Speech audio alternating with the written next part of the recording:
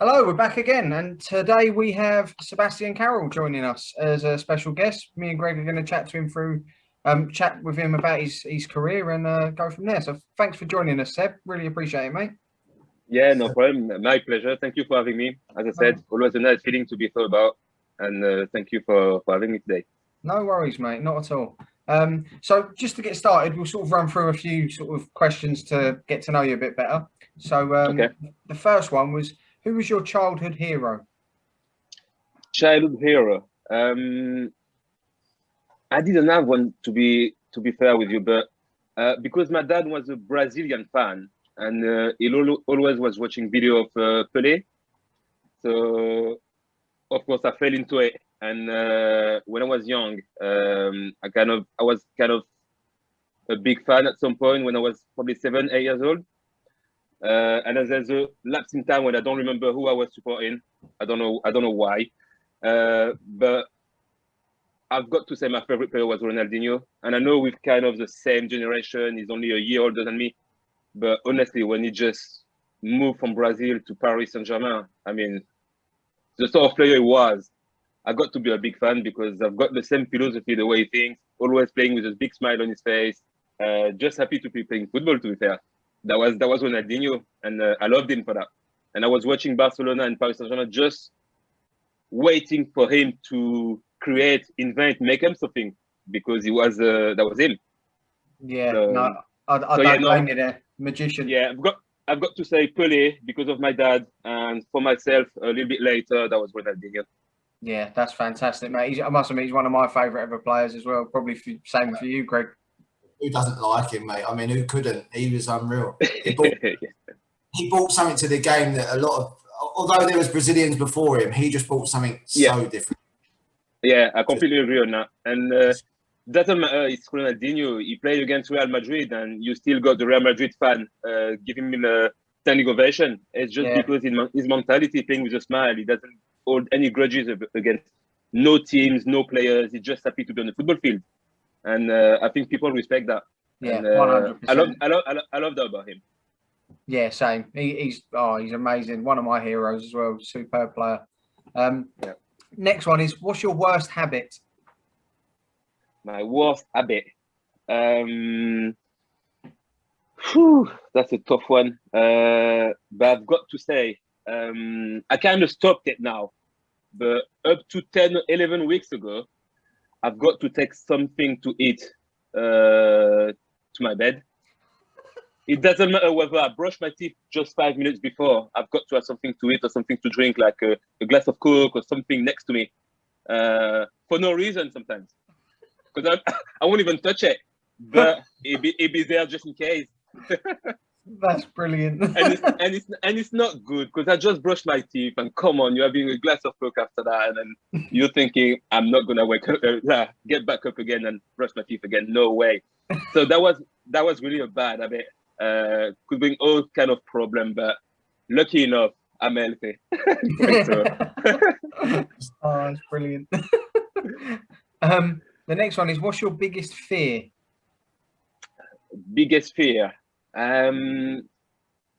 Nothing I can think of, but I'm not a sore loser. Don't get me wrong about what I'm about to say. But if I play against family or friends, board games, or if I get a game of FIFA against friends online, I will always look for a circumstance on why I lost. And my fear, let me get to the point. My fear is, let's say I'm on a PlayStation playing against a friend I beat about 100 times. My fear is to lose that just one time. It's like you against that person. That is brilliant. Greg's the same. Yeah, I can't stand losing, mate. So you understand where I'm coming from. Yeah, so that's good. That's brilliant. The next one is, which team do you support, or which team did you support growing up? I never had a team I really supported. Well, that might sound sad, but I've just enjoyed watching attractive, good football. Mm-hmm. The way Leeds United is playing at the moment with Marcelo Bielsa, let's be honest, it's been so many years, and Leeds never had this kind of football before. And I enjoy watching the Arsenal from Arsene Wenger, the Pep Guardiola Barcelona, the Man City now, Liverpool from Klopp, Dortmund. It's just a kind of football some managers is likely to play that entertain me. I like to be entertained, so I don't follow any particular teams. There's teams that in my heart because I've played for them. Let's say, for instance, Monaco and Leeds United, for the two clubs that I've got here. But apart from that, I just enjoy watching good and attractive football. Yeah, no, that's brilliant, mate. Not a fan of Mourinho's teams, then. Well, Mourinho, I respect what he does. Yeah. I wouldn't be watching any of.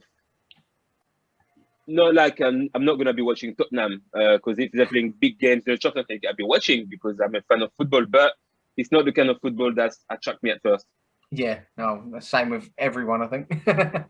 yeah, I think so. Yeah. What's that, Greg? I don't know anyone that does watch them, do you? No. Well, I've got a couple of friends that's Tottenham fans, so I would have respect for them. Well, there might be, yeah. And the last question is Marmite. Love it or hate it?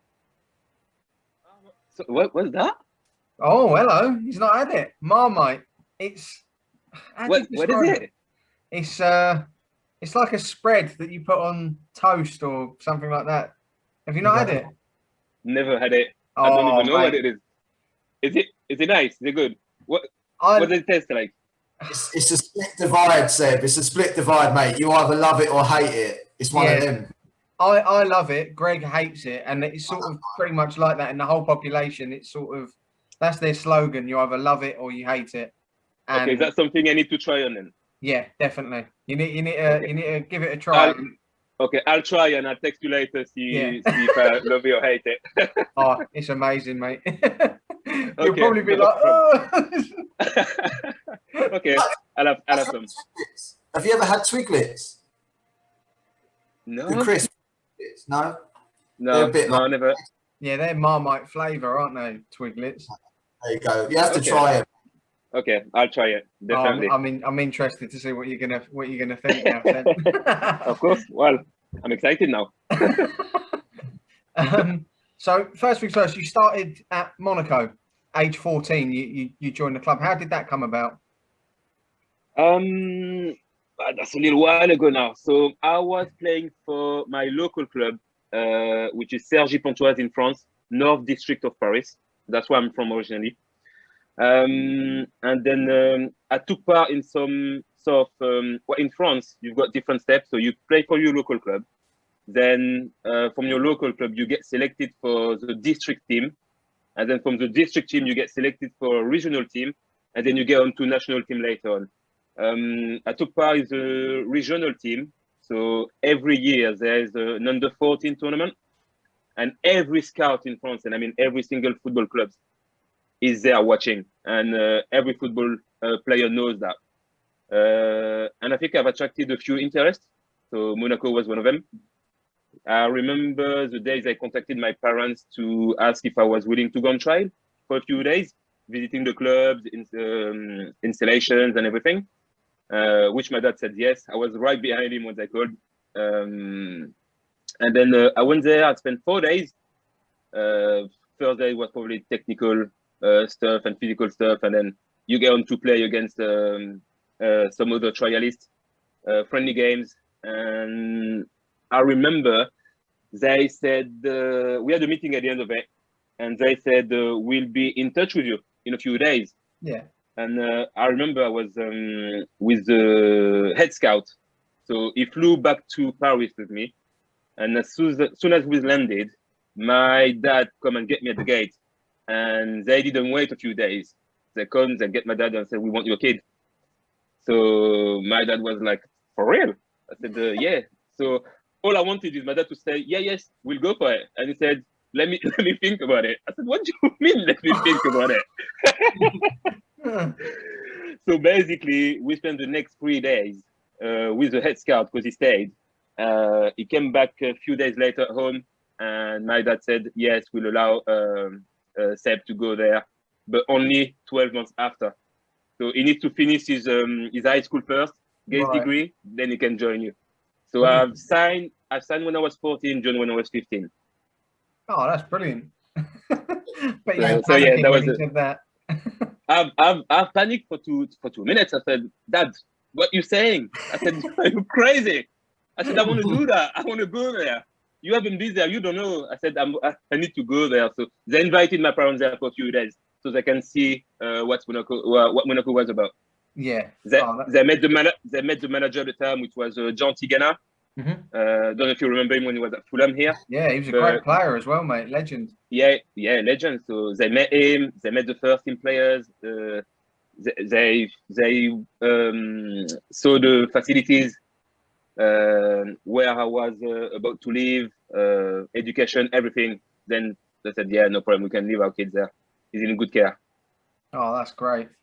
What's the sort of system like the youth system in France? Because obviously I sort of know about the YTS system that was in England and how kids would go about it there, and they'd sort of be cleaning the boots of the senior team. And was it all the same in France? No, it's not the same. Well, cleaning boots of first team players is not part of the curriculum when you join an academy. But the difference between our systems is first the age when you join a professional academy.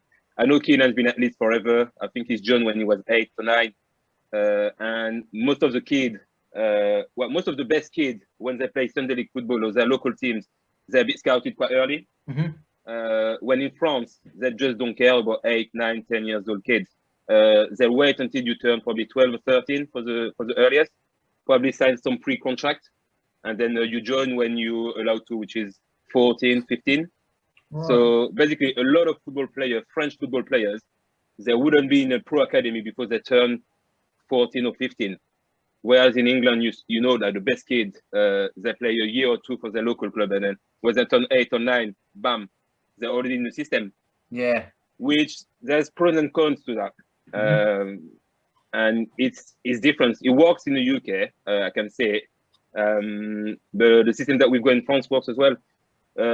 I personally more agree on the system that we've got in France, because I think it's very early to put a kid in a system and to associate him in the box, saying like, this is the pathway if you want to be a pro player, which is absolutely not when you're 8 or 9, because when you're 8 or 9, all you want to do is enjoy football with your friends.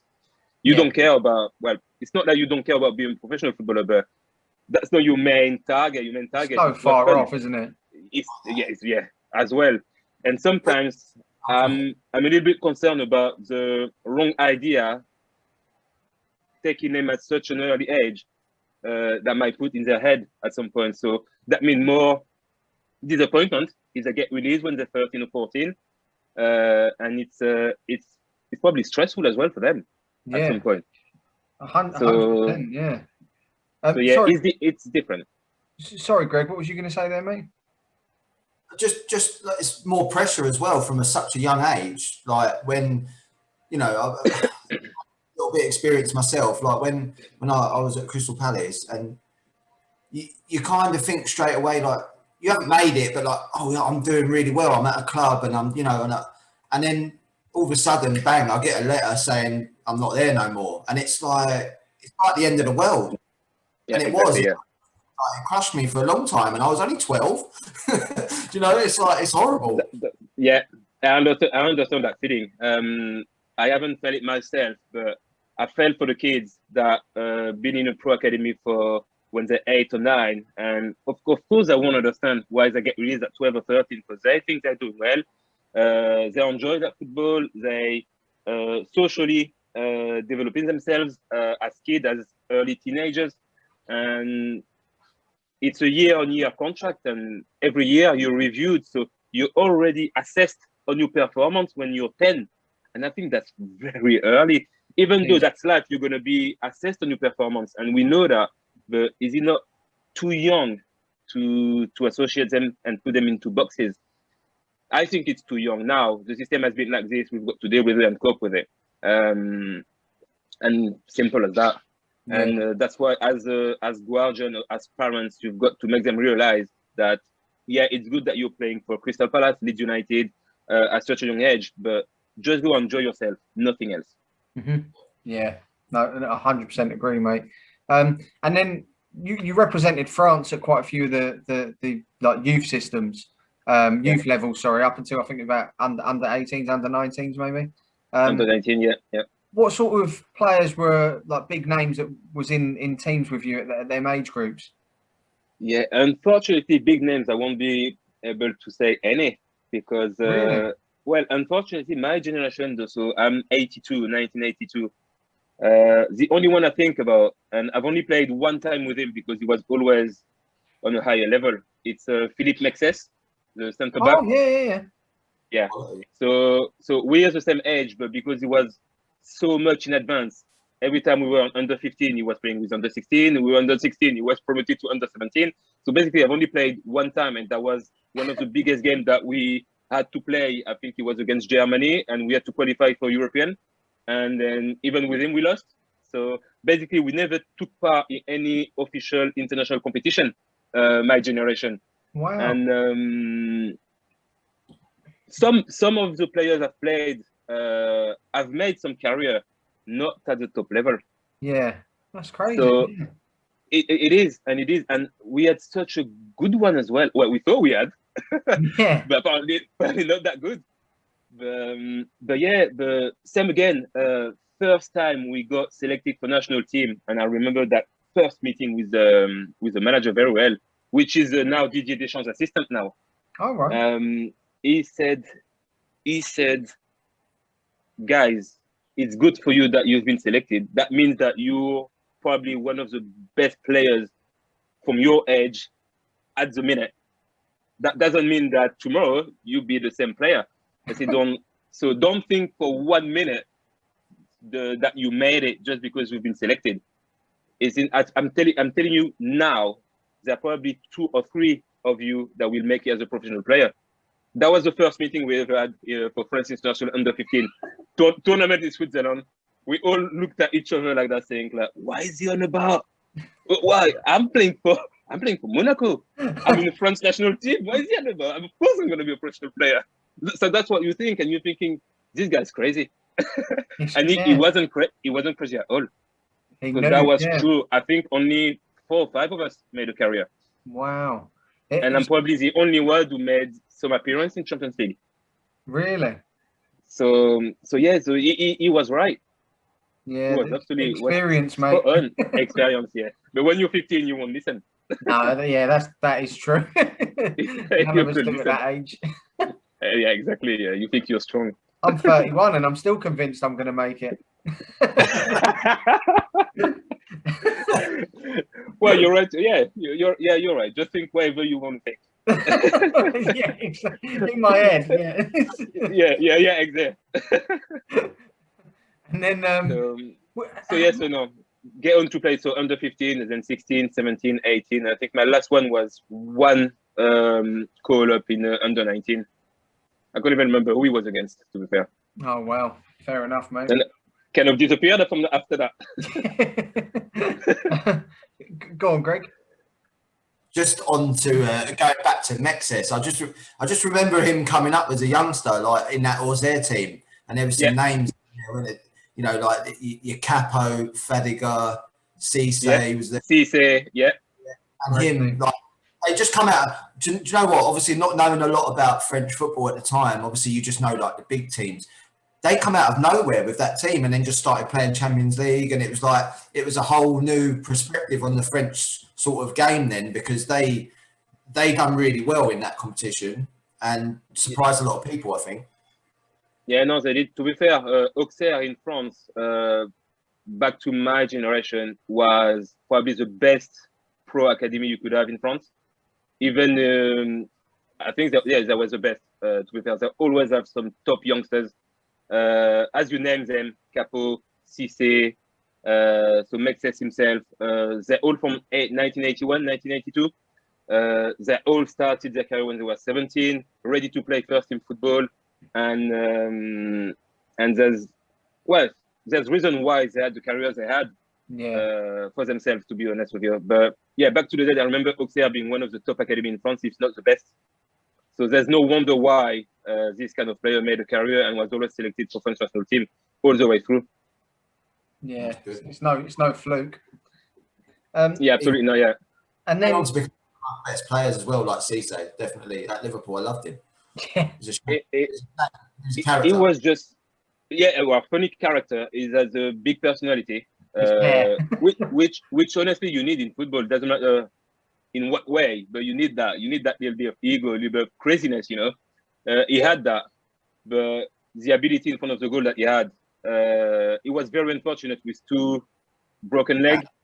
Very unfortunate, but the pace he had was amazing. He had so much pace, never seen that before. Could finish left foot, right foot.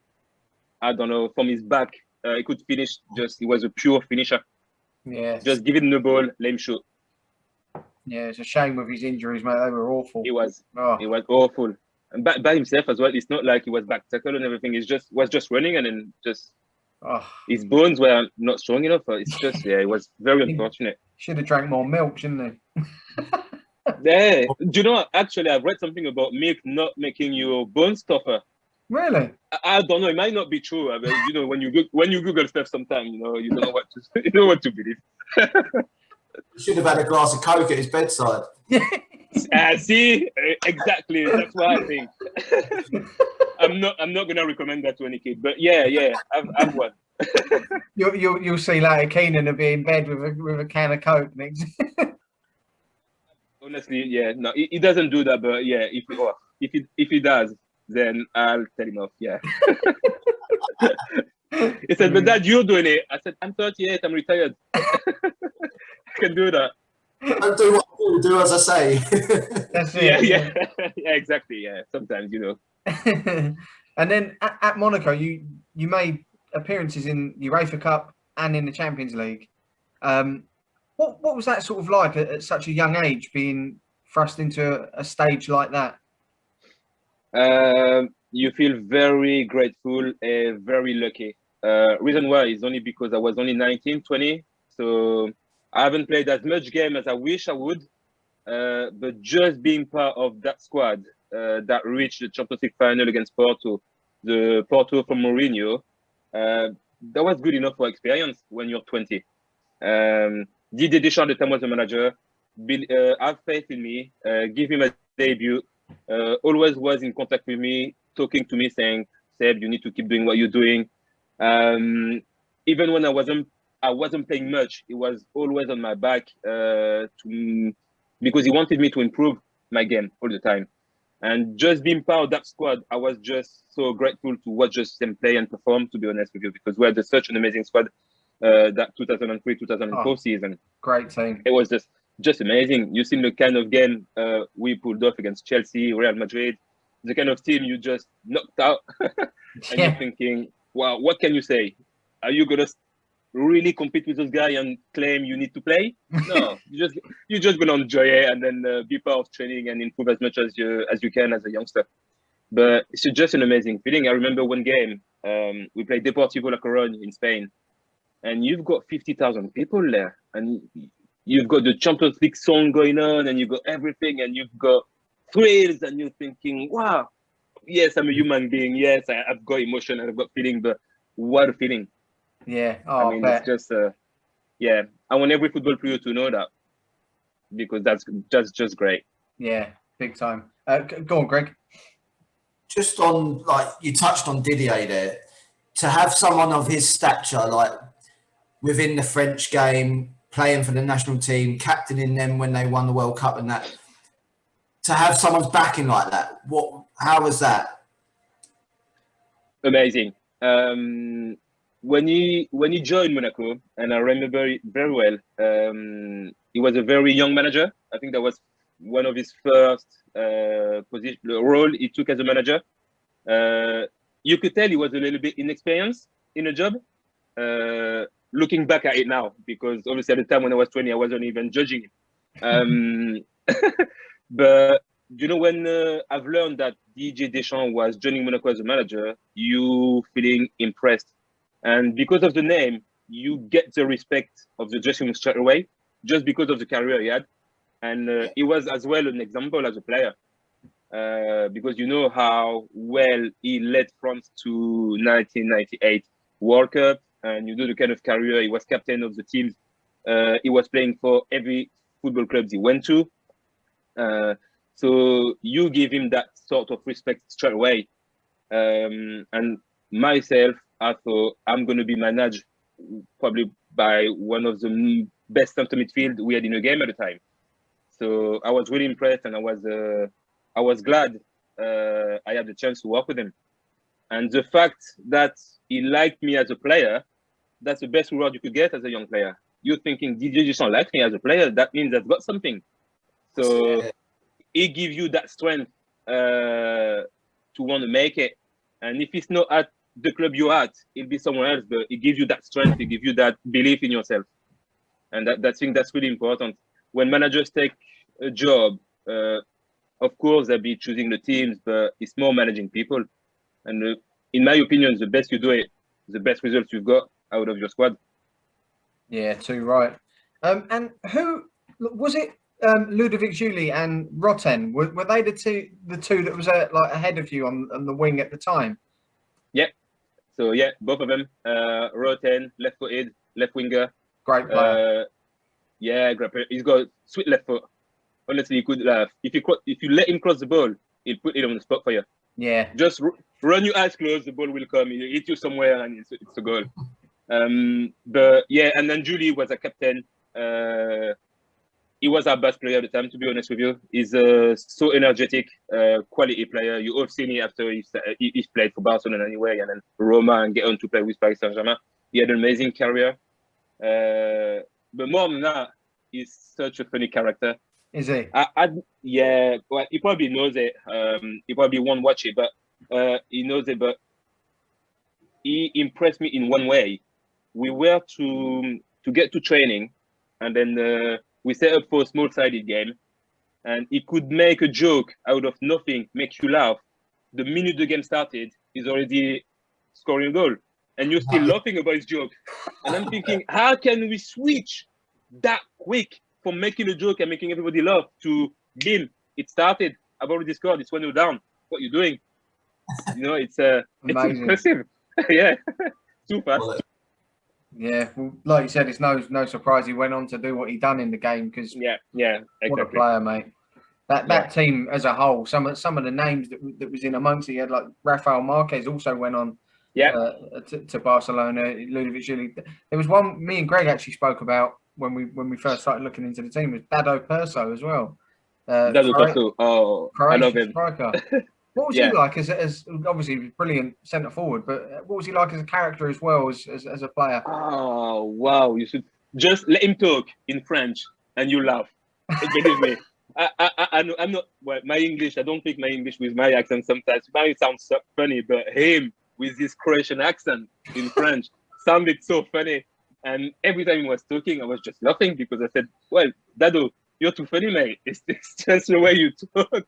And he was so funny. He was one of the funniest characters in the dressing room. Him and Ludovic Julie.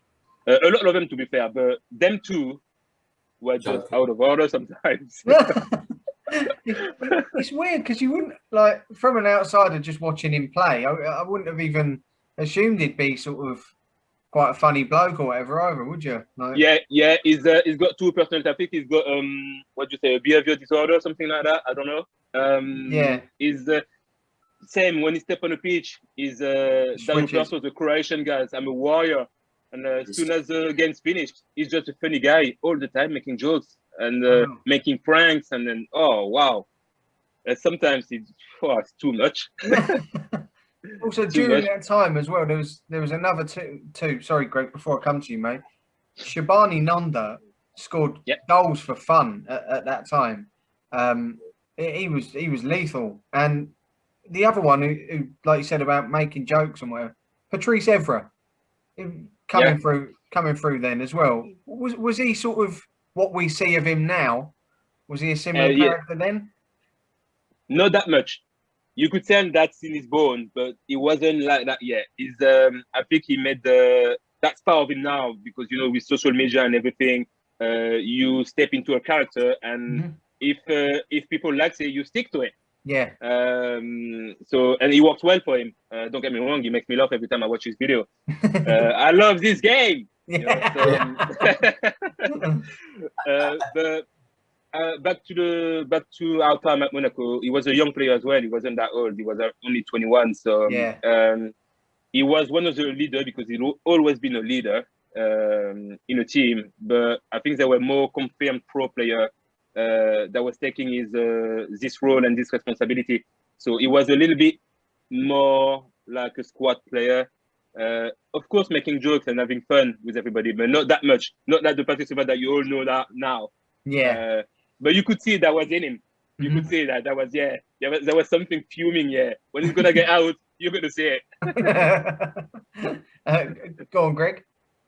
Yeah, there's just a few other names I just wanted to sort of touch on with you, like Ollie Bierhoff and Morientes. He obviously, in that run, he was on loan from Real Madrid, but yet he played against them. Is that right? That's absolutely, that's correct. And he made them suffer. Yeah. It's like, because obviously sometimes now that doesn't happen, that the player can't play against the parent club and stuff. It's amazing how they let a player like him play against them, knowing that he's the top striker. Like, he was a top striker. I agree. I think they made that rule because of him. Yeah. 100%. I think that now we're going to put clause in players' contract. Like, loan player can't play against their own club. I think that was because of him. He started it, yeah. It's the fact that we had Fernando Morientes on loan to Monaco, that was just a great deal for us. I mean, I don't know who. At the time, it probably the sporting director that made that happen. But when we learned that he's going to join us, we thought, wow, are we going to really get a Real Madrid player at Monaco? I mean, wow, okay. Well, we're going to win a Champions League with that, and we almost did. Yeah. Some move. Yeah, no, yeah. And about Olivier Bierhoff, I haven't known him that much. Didn't say that long ago. Can't remember. I've only had one game, I think, with him. And I think I crossed the ball for him, put him on the spot, and he missed. And I was pissed. Ollie, what are you doing? I said, Oliver, you've got 350 some goals. I said, score on when I cross. You've got to score. I'm only 20. I need stats. I need assists. I need goals. You're right, mate. You put it on a plate, he should score. Honestly, I put him on the plate for him. I put him right in front of the whole defense. All he had is to a little tap in. I think he clicked it over. He's let you down there, mate. Completely. There's just a couple more as well. I don't know whether you was at the club at the time or what. Javier Saviola and Maicon. Okay, Maicon had just left at the time, so no, never played with him. Saviola just had a chance to make pre-season with him because I left that season when he joined on loan. So just a few training sessions or something else. He's only small. I think he's smaller than me.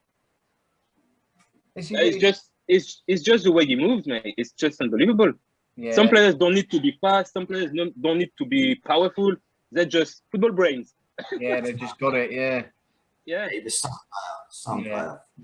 Great player, mate. Yeah, great player. Yeah. During your period at Monaco, obviously that season when they made the Champions League final, you had a period of a loan period at West Ham as well. Yes. I don't know how long you was there, only a few months, I think. But was it under Alan Pardew as well? That was under Alan Pardew, yes. Absolutely. What was it like, sort of coming over to England at the time? Did you speak much English or any English? And what was it like adjusting? Not a word. Well, basically, the way. Well, to put it in context, I need to tell you how this happened first. At Monaco, my game was limited, of course, by Ludovic Julie and Jerome Roten performances. But at the same time, I was a little bit impatient and I wanted to play, get him more time so I could be ready to play first team football for Monaco. So my idea was to go on loan at some point, which I regret dearly now because of the Champions League campaign that the club led this season. So I've missed a few major games while I was on loan at West Ham. So basically, because I was trying to gain some more game time back to the time, I've asked my agent if I could go on loan, and West Ham came out of nowhere. And I remember I spent 2 days there just to visit the club, and everything went fine. And Alan Pardew talked to me, and I got a translator at the time because I couldn't speak a word. And I just felt like he really wanted me to help with their championship season. So I said, why not? It's a great club with a great history. They might be back in the Premier League. I don't know, but that gives me some visibility if I get some game time. And unfortunately, I didn't get any. I think I played as a sub one time against Crew Alexandra at the time. And that was it. And what I regret the most is that I spoke to the manager at the time, to Alan. And I said, if you don't need me or if you're not going to use me, I'd rather go back to Monaco and enjoy the Champions League campaign on the bench, because that was great. And he said, if I didn't need you, I would tell you. And he kept saying that, I kept believing it. And I ended up going back to Monaco in April. And it was too late. DJ said, I would take you back, but I can't put you back on the list now. So I said, no, that's fine. I just joined the team and I just enjoy being with the squad. That's it. But I've missed all that. And what I regret the most for the story is that Ludovic Julie, after I signed for West Ham, got injured for 2 months with a broken foot. So that would have been me playing. Oh, mate. Yeah. So that's people. Not a lot of people know that. People who watch you will know now. But I think that's my biggest regret in football. It's all about making decisions, and I made the wrong one. Yeah. Hindsight's a wonderful thing, isn't it? Looking back, it's easy to sort of. Yeah. But who was to know that was going to happen? And that it's such a shame, mate. As you said, hunger takes over, and you just wanted to play. Yeah, exactly. Yeah. And Didier Deschamps came to me and said, I don't think that's a good idea that you're going on loan. We've got a lot of games. We've got the Champions League. We've got the French Cup. We've got the French Carling Cup. We've got the league that we're still on. There are about 30-something games. You're going to get some games at some point. And I remember because he pulled me aside in a dressing room, in the kit room. It was, I remember well. And he said, I don't think that's a good idea. You should stay, Seb. I said, I'm not going to make the decision for you, but that's my advice. Didn't listen to him at the time. I should have. Yeah, exactly. It's it's just one of them things, isn't it? Really, looking back, it's easy to sort of think, but it's such a shame, mate. It's it is, yeah. Yeah, was it the following season? Sorry, when you came back, was it that they couldn't add you onto the squad list then to go in to play in the Champions League again for them? Yeah, because in Champions League, then you make a list of 25 player squad when you start it for the group stage 1. Then Wita was part of, and then I went on loan. And then when the qualification starts, when the knockout stage starts, you've got to do another list. And I wasn't on that list. Oh, man. Yeah. So frustrating. So it is. It's unbelievable. And I think, watching on TV and watching Ludovic Julie got injured, and I said, well, I was just hoping it was not too serious. And I just found out that it was a broken foot out of 2 months. And I'm thinking, wow, that would have been me. But, well, fortunately enough for another player, that made a career out of someone else. He's a good friend. He's made an amazing career because of this. Yeah. It's crazy sort of how decisions and moments like that, like one player getting injured can change however many other players' careers, you know? Exactly, yeah. It is insane, really, yeah. But yes, I suppose that's one of them things in football, isn't it, really? But and then with the following season returning to Monaco, you had another period of loan out to another French side. Is it Châteauroux? Yes. Châteauroux, yeah, in championship in France, so League 2. How this happened? It's because when I came back, I had a meeting with DJ, and he said, Seb, you're a quality player, and I'll keep you around, but I won't be able to give you as much game time as you deserve. So he's been completely honest with me and say, if you think that you need to go on loan, then that's absolutely fine. Mhm. So I had already set up a loan for myself using friends and contacts to get to Lorient. I spoke to the manager at the time, Gourcuff, and he said, this is the way we play. We only play with small players because we've got certain ways to play, and I love that. I say, you're going to be playing as a number 10. You're going to be doing this, doing that. It's going to be good for you. And I said, okay, no problem. I'll come. Spoke to the manager twice. And then Monaco sporting director decided they had a partnership club, which is Châteauroux, and said, you're going to go there. And I'm thinking, I've just spoke to Lorient's manager twice, and I gave him my word that I was going to join the club. Because they made me go there. And I remember because I didn't take the decency to call back the manager at Lorient and say, listen, I'm really sorry, but Monaco is going to send me to Châteauroux. Because I was young and I was scared. I didn't know what to tell him. Yeah. And funny enough, first game with Châteauroux, we play against Lorient and I score and we win 2-1. So, You killed him twice. Oh God. and that was probably 2-3 weeks after I spoke to him about joining Lorient. So, Oh no. Did he well, say he anything didn't- to you? No, he didn't even look at me. Oh. Listen, I understand. Oh God, that's brilliant. What are the chances, eh? I know. Now. What was that, Greg? Sorry. Probably still haunts him now. Yeah. Yeah, maybe. Well, if I call him one day, he'll probably remember. He said, "Why are you calling me?" I remember what you've done back to 2005. And then at the end of that season, you ended up making a permanent switch over to Brighton and Hove Albion. With the experience you sort of had previously in England, did you sort of, I don't know, did you sort of still want to come over here to prove you can do it in the English game? Was there something about coming over that it obviously didn't put you off the experiences at West Ham? Was it just one of them?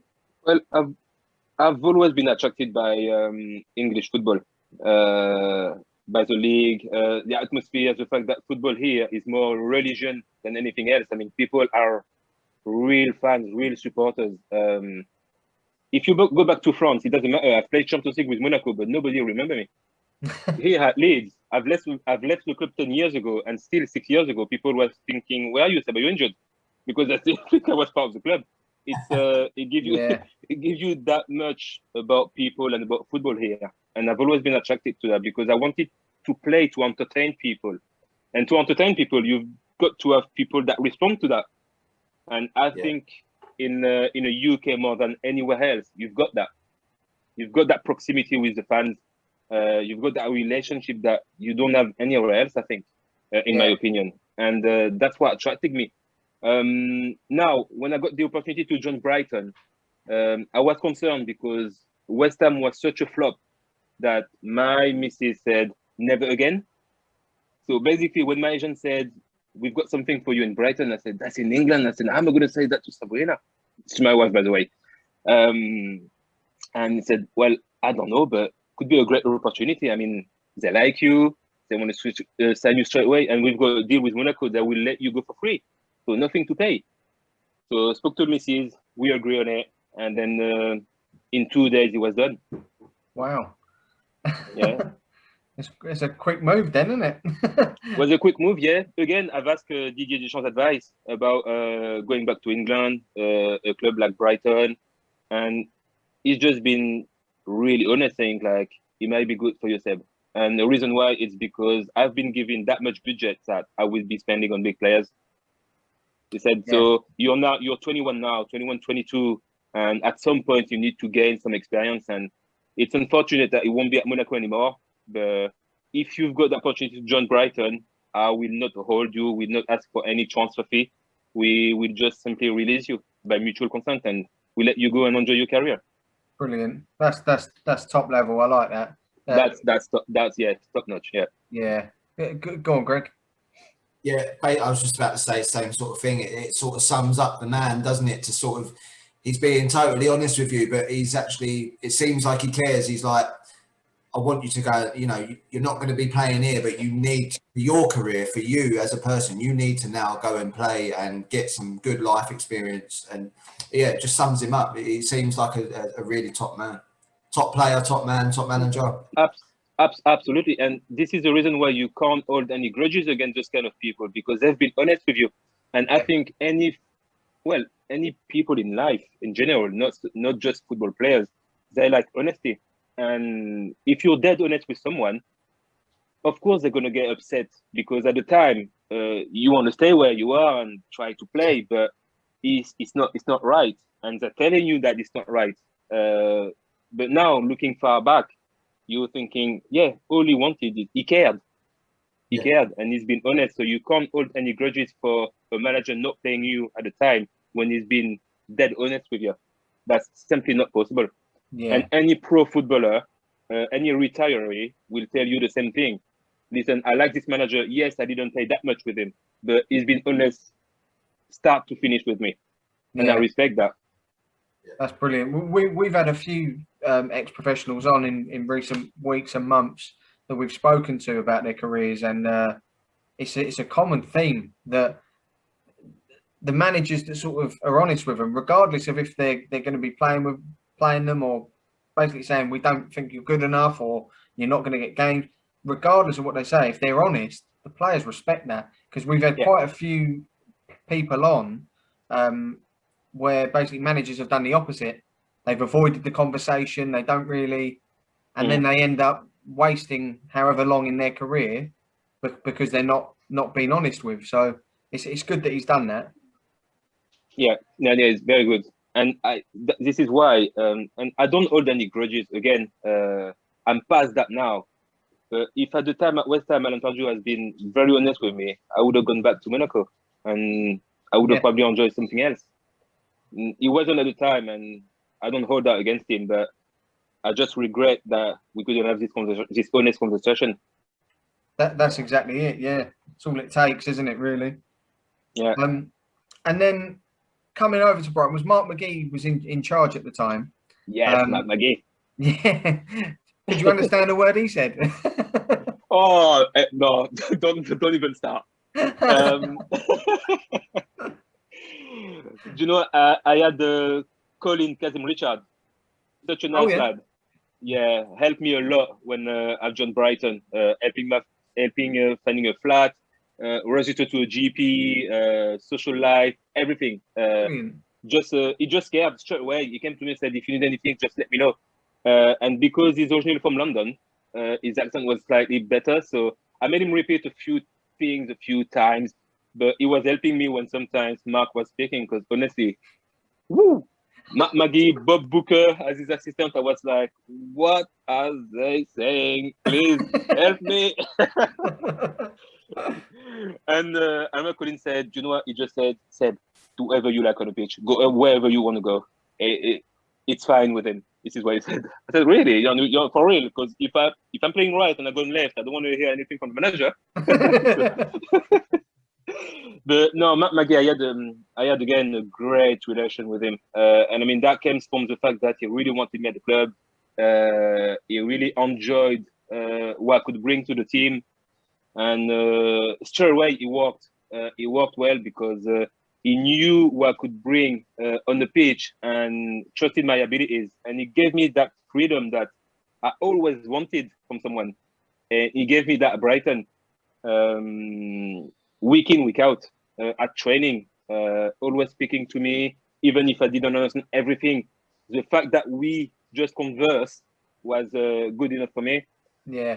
And the trust he had in me was just amazing, and I loved it. That's brilliant. I just loved it. I had such a great time, such a great season at Brighton. I know everything didn't go the way we wished things would have gone, because we got relegated at the end. It wasn't the best season that a football club could have. I'm just saying as a personal point of view, in terms of, I had some game time. I think I've played 36, 37 games out of 46 games. So no, I've enjoyed it, because for the first time in my career, I've actually played the full season, first team. Yeah, regular football, mate. It's massive. Regular football, yeah. Yeah. Over to you, Greg. Yeah, just going on what you, funny you touched on Colin Kazim-Richards there, because I was going to ask you about him.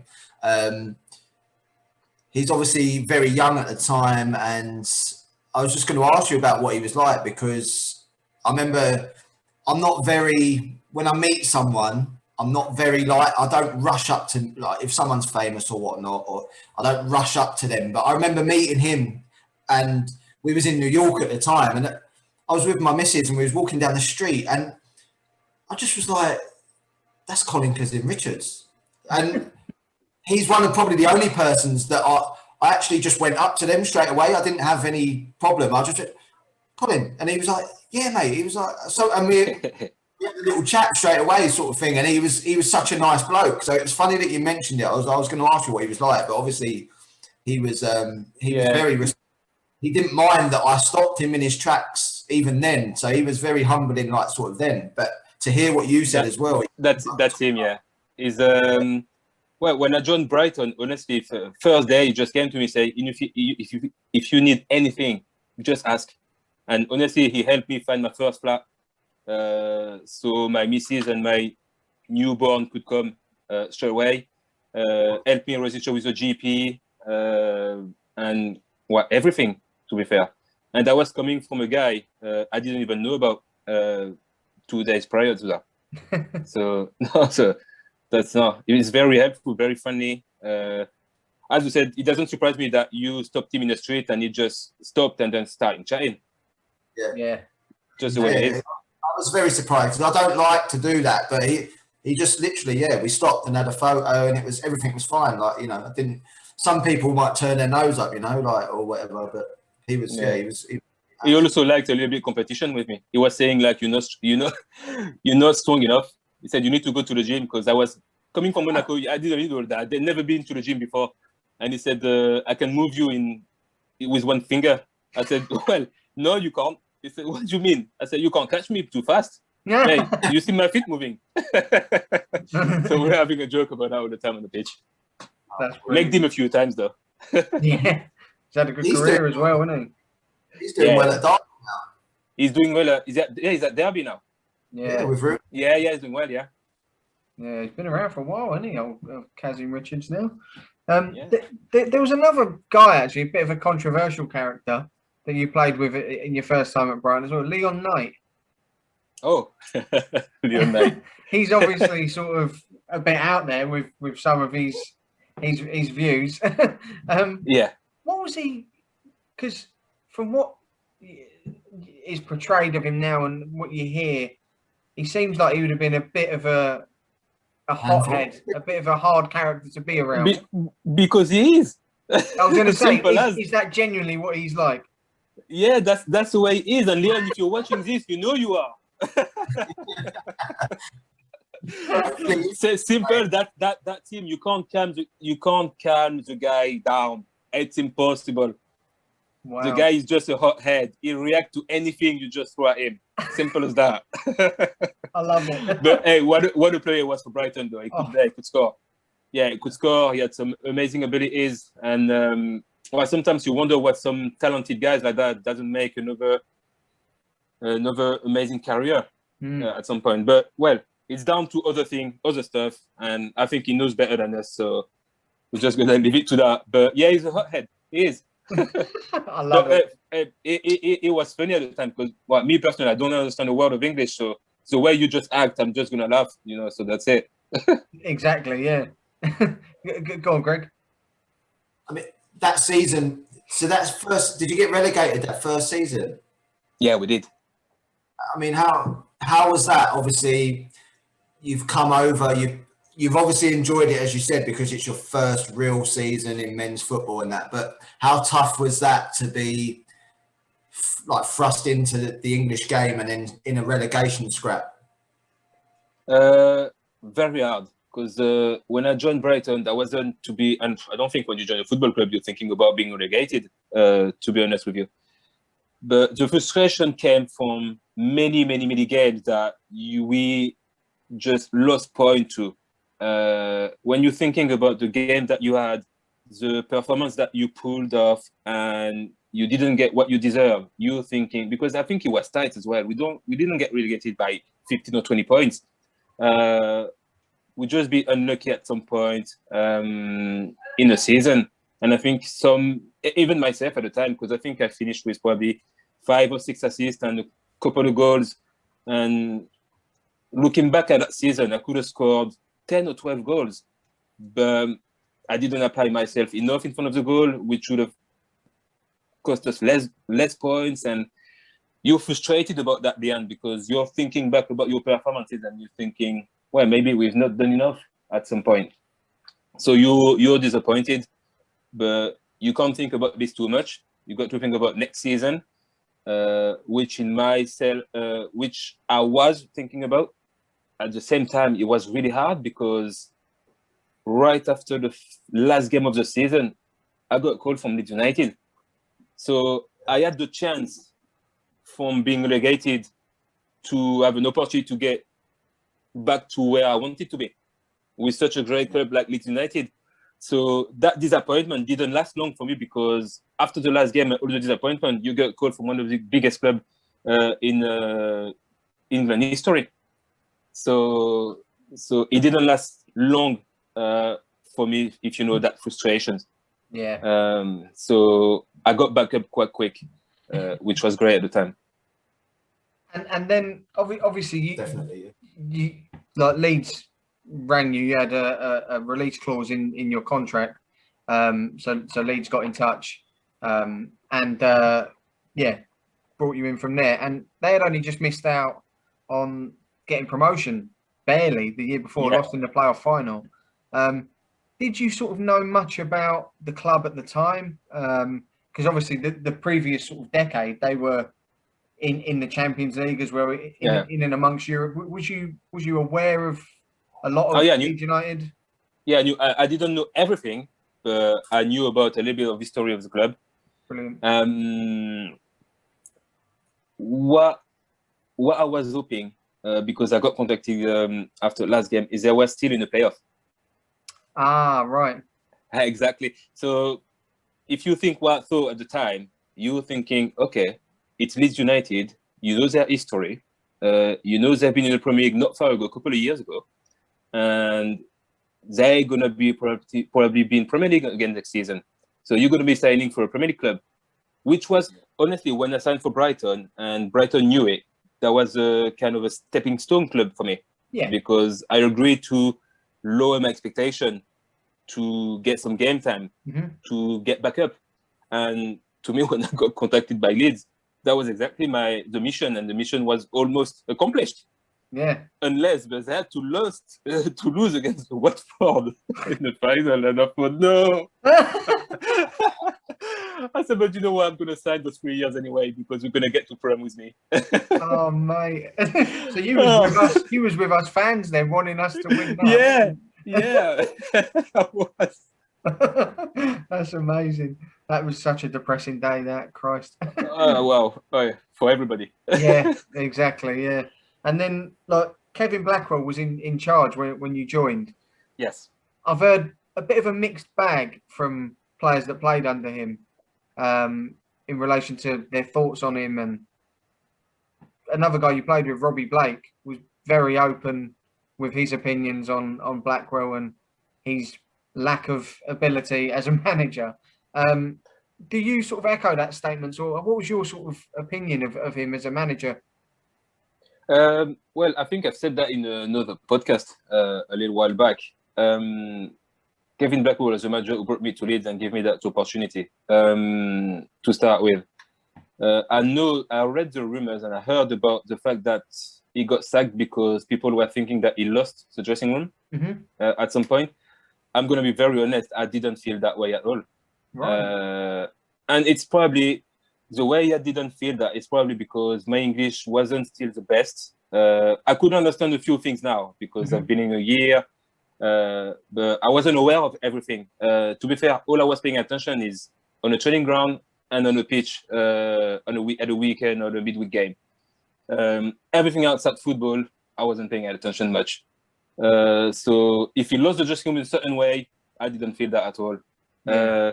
Now his ability as a manager, well, everybody's got his opinion. If Blakey think that he didn't have what it takes to be a great manager, that's his opinion, and that's not a problem. I didn't feel that way at the time because, well, I had a very good pre-season, not very different from what I had at Monaco. In terms of approach to the game, him and John Carver, I think, were the guys who brought back the championship playoff final the year before. So you've got to give them credit for that. Yeah, of course. And I think when he got sacked early September, in my opinion, and again, that's very my opinion, I was suffered too early. And I'm saying that because as a new player, when you sign a 3-year contract, just buying a house, put your kids to school, and you've got a change of manager, you're thinking, okay, I had a manager that wanted me. Who's going to be taking in charge? Is he going to want me? Is he going to bring some new players in? That's completely different. And you put everything in question, thinking, well, you're scared a little bit because you know you've got the ability to play, but every manager's got a different view, different opinion, different philosophy of play, and you might not be in his plan, and you're scared of that. And well, I don't know what it was like for you then, because obviously John Carver, I think, took over on a temporary basis before Ken Bates put his best friend in charge, and Dennis Wise come over. And Gus was his assistant, who later managed you again when you went back to Brighton. But what was Dennis Wise? What was his approach towards players? Because he was very sort of confrontational and liked to put people down. So did you sort of have that experience with him? Yeah, I did. Really? I did. Well, Wise, he knows it. Yeah. He knows that first a counter when he joined the club wasn't the best. But I always give the respect a manager deserve at the end of the day, because he's my boss. Simple as that. He decides if he thinks that you not part of the plan for X or Y reasons, that you got to say, okay, no problem, even if you disagree with it. So we had a few conflicts to start with. Didn't last long. Funny enough, what brought us back together was a fine I was supposed to pay. I didn't want to pay it. I think I came in late at some training, and when you don't pay your fines, you get £50 fine, and then if you don't pay it, it just double every week or every day or something like that. It could end up being thousands of pounds if you don't pay for a few weeks, which was my case. So brought me to his office. And I said, "Wow, I got his attention now. Okay, good." So we exchanged words. It was kind words because it was a very constructive and open discussion. I've agreed to pay the fine, half of it. And I said, and he agrees to give me a real chance. Right. And from that day, that's why I started to perform for him. Wow. So no, it takes a man to not apologize, but to recognize when he made some mistake from both sides, because I wasn't perfect. But the fact that I got his attention and he gave it to me and gave me a chance, we had a good chat. And then after that, everything went fine. It doesn't matter whether I was playing part of the plan. We had this relationship now when water went under the bridge, and then let's move on. Yeah. Yeah. I suppose that's good. You've sort of called him out on it, and a fair play to him. No, exactly. And now, honestly, Wisey, if I got him on the phone, we like friends, no problem. Yeah, no, absolutely. No, honestly, absolutely. We had this kind of relationship because he was a young manager, and he likes to be close. Yeah, he likes to be close to his player. He loves the player that he's working with. He's really like that. He's very friendly. Yes, you said he can be. He likes to be in conflict and go at people and put people down. But that's just to test you. It's really a test. It's really a test of character. It's how you react. And I remember how captain didn't react very well because he got transferred after that. Was it Nichols? Yeah, Kevin Nichols. Yeah, Kevin Nichols, wasn't it? Yeah, exactly. Wisey made him our captain straight away when he signed, and they fell out for I don't know what reason it was. I think Wisey tested him, didn't react well. Bam, bomb squad. Yeah, it was a weird situation with Kevin Nichols because he was a very good player, and when we brought him in, like you said, he was made captain, and he sort of become a bit of a hate figure amongst Leeds United fans because he was in and out so quickly, and there was lots of different rumours about what had gone on. But Yeah, he obviously just clashed with Wisey. It's one of them things, isn't it? Really, you just Yeah. But yeah, go on, Greg. Over to you, mate. Just about Dennis Wise, obviously, having come from Monaco when Didier was a new manager, and obviously you then went to Brighton, and Mark McGee's obviously like been around a while, and then coming back to Dennis, he's obviously quite new to management at that point. Did you know about his upbringing within football and his career to understand why he was like that, like with the Wimbledon era that he grew up in? Yeah. Which is probably, which is why he was probably like that, obviously. And then he was obviously Chelsea captain and whatnot. And I can imagine that is why he was like that and wanted to test people. Yeah, no, yeah, I knew that. I knew the guy, and I knew him better than what he he thought I was, because I thought he would remember our first encounter, which was a few years back. I had a little trial at Southampton, and I think that was the last year of, before he retired. He was there. He had pre-season with them, and I was there on trial, and I've played 2 friendlies with him. No way. And I thought he would remember me when he signed for Leeds. Oh, okay. I really thought he would remember me, and he didn't. And he just denied me for no reason. So that's why we clashed. Because I said, this guy doesn't even remember. We played 2 friendly games at Southampton a few years back. He wasn't that far back. It wasn't 10 years back. You probably nutmegged him in training or something. He did remember. He was just pretending he didn't. Maybe. Do you know what? I never asked him, but I need to ask him now. You'll come clean. I'll WhatsApp him after that saying, where is he? Do you remember that or not? Because I need to. Always That's it, yeah. The truth's come out now. So I had met him before. Yeah, that's mad. And obviously still at the club, it was obviously come from where the club was in previous seasons, in the heights of the European campaigns and whatever. There was still a couple of players that were a part of the team in Gary Kelly and Eirik Bakker, that were still at the club when you came over. What was it sort of like playing with players like that had stepped down to that level? Was they still, even though they was at the back end of their career, were they still a class above? Yes, they were. Really? Well, Eric left us quite early that season. Yeah. But you could tell. First training session, you could tell they were just a little class above, and they were Champions League players. Gary Kelly, I had the chance to play with him for a full season, and honestly, funniest character I've ever met. Same again, his English. I said, well, Kels, you need to speak slower with me. Come on, mate. Because he was right back, I was right wing. So he was my guy protecting me when I lost the ball. So, but he's been great with me, because Kels was telling me, I said, do your thing. Don't even think about going back and checking back. I'll do it. I'll cover this. I'll cover your ass. Just do your thing. Yeah, exactly. Yeah. Do your thing and do your magic. I'll let you do it. No problem. Wow. That's brilliant. So yeah, it was, to be fair, it was a leader in the dressing room. It was someone people would listen to. People would come for advice, everything. It's just a shame that it didn't work out with when Wisey came. Yeah, just such a shame. Him, didn't he? Yeah, he clashed with him. I think Wisey clashed with everybody that had a big wage at the club. And I can understand why. It's because you're thinking this guy is still on 30-something a week, and we're struggling at the minute. I need to get rid of him, but I don't know how to do it. Yeah. So, because I've heard stories of Bates basically off the record tasked him with getting rid of these sort of guys that was on the big wage. And one of he knew Gary Kelly weren't going to go anywhere, really. He was Leeds through and through. But he's I've heard stories that one of the things he was trying to do was get a rise out of him.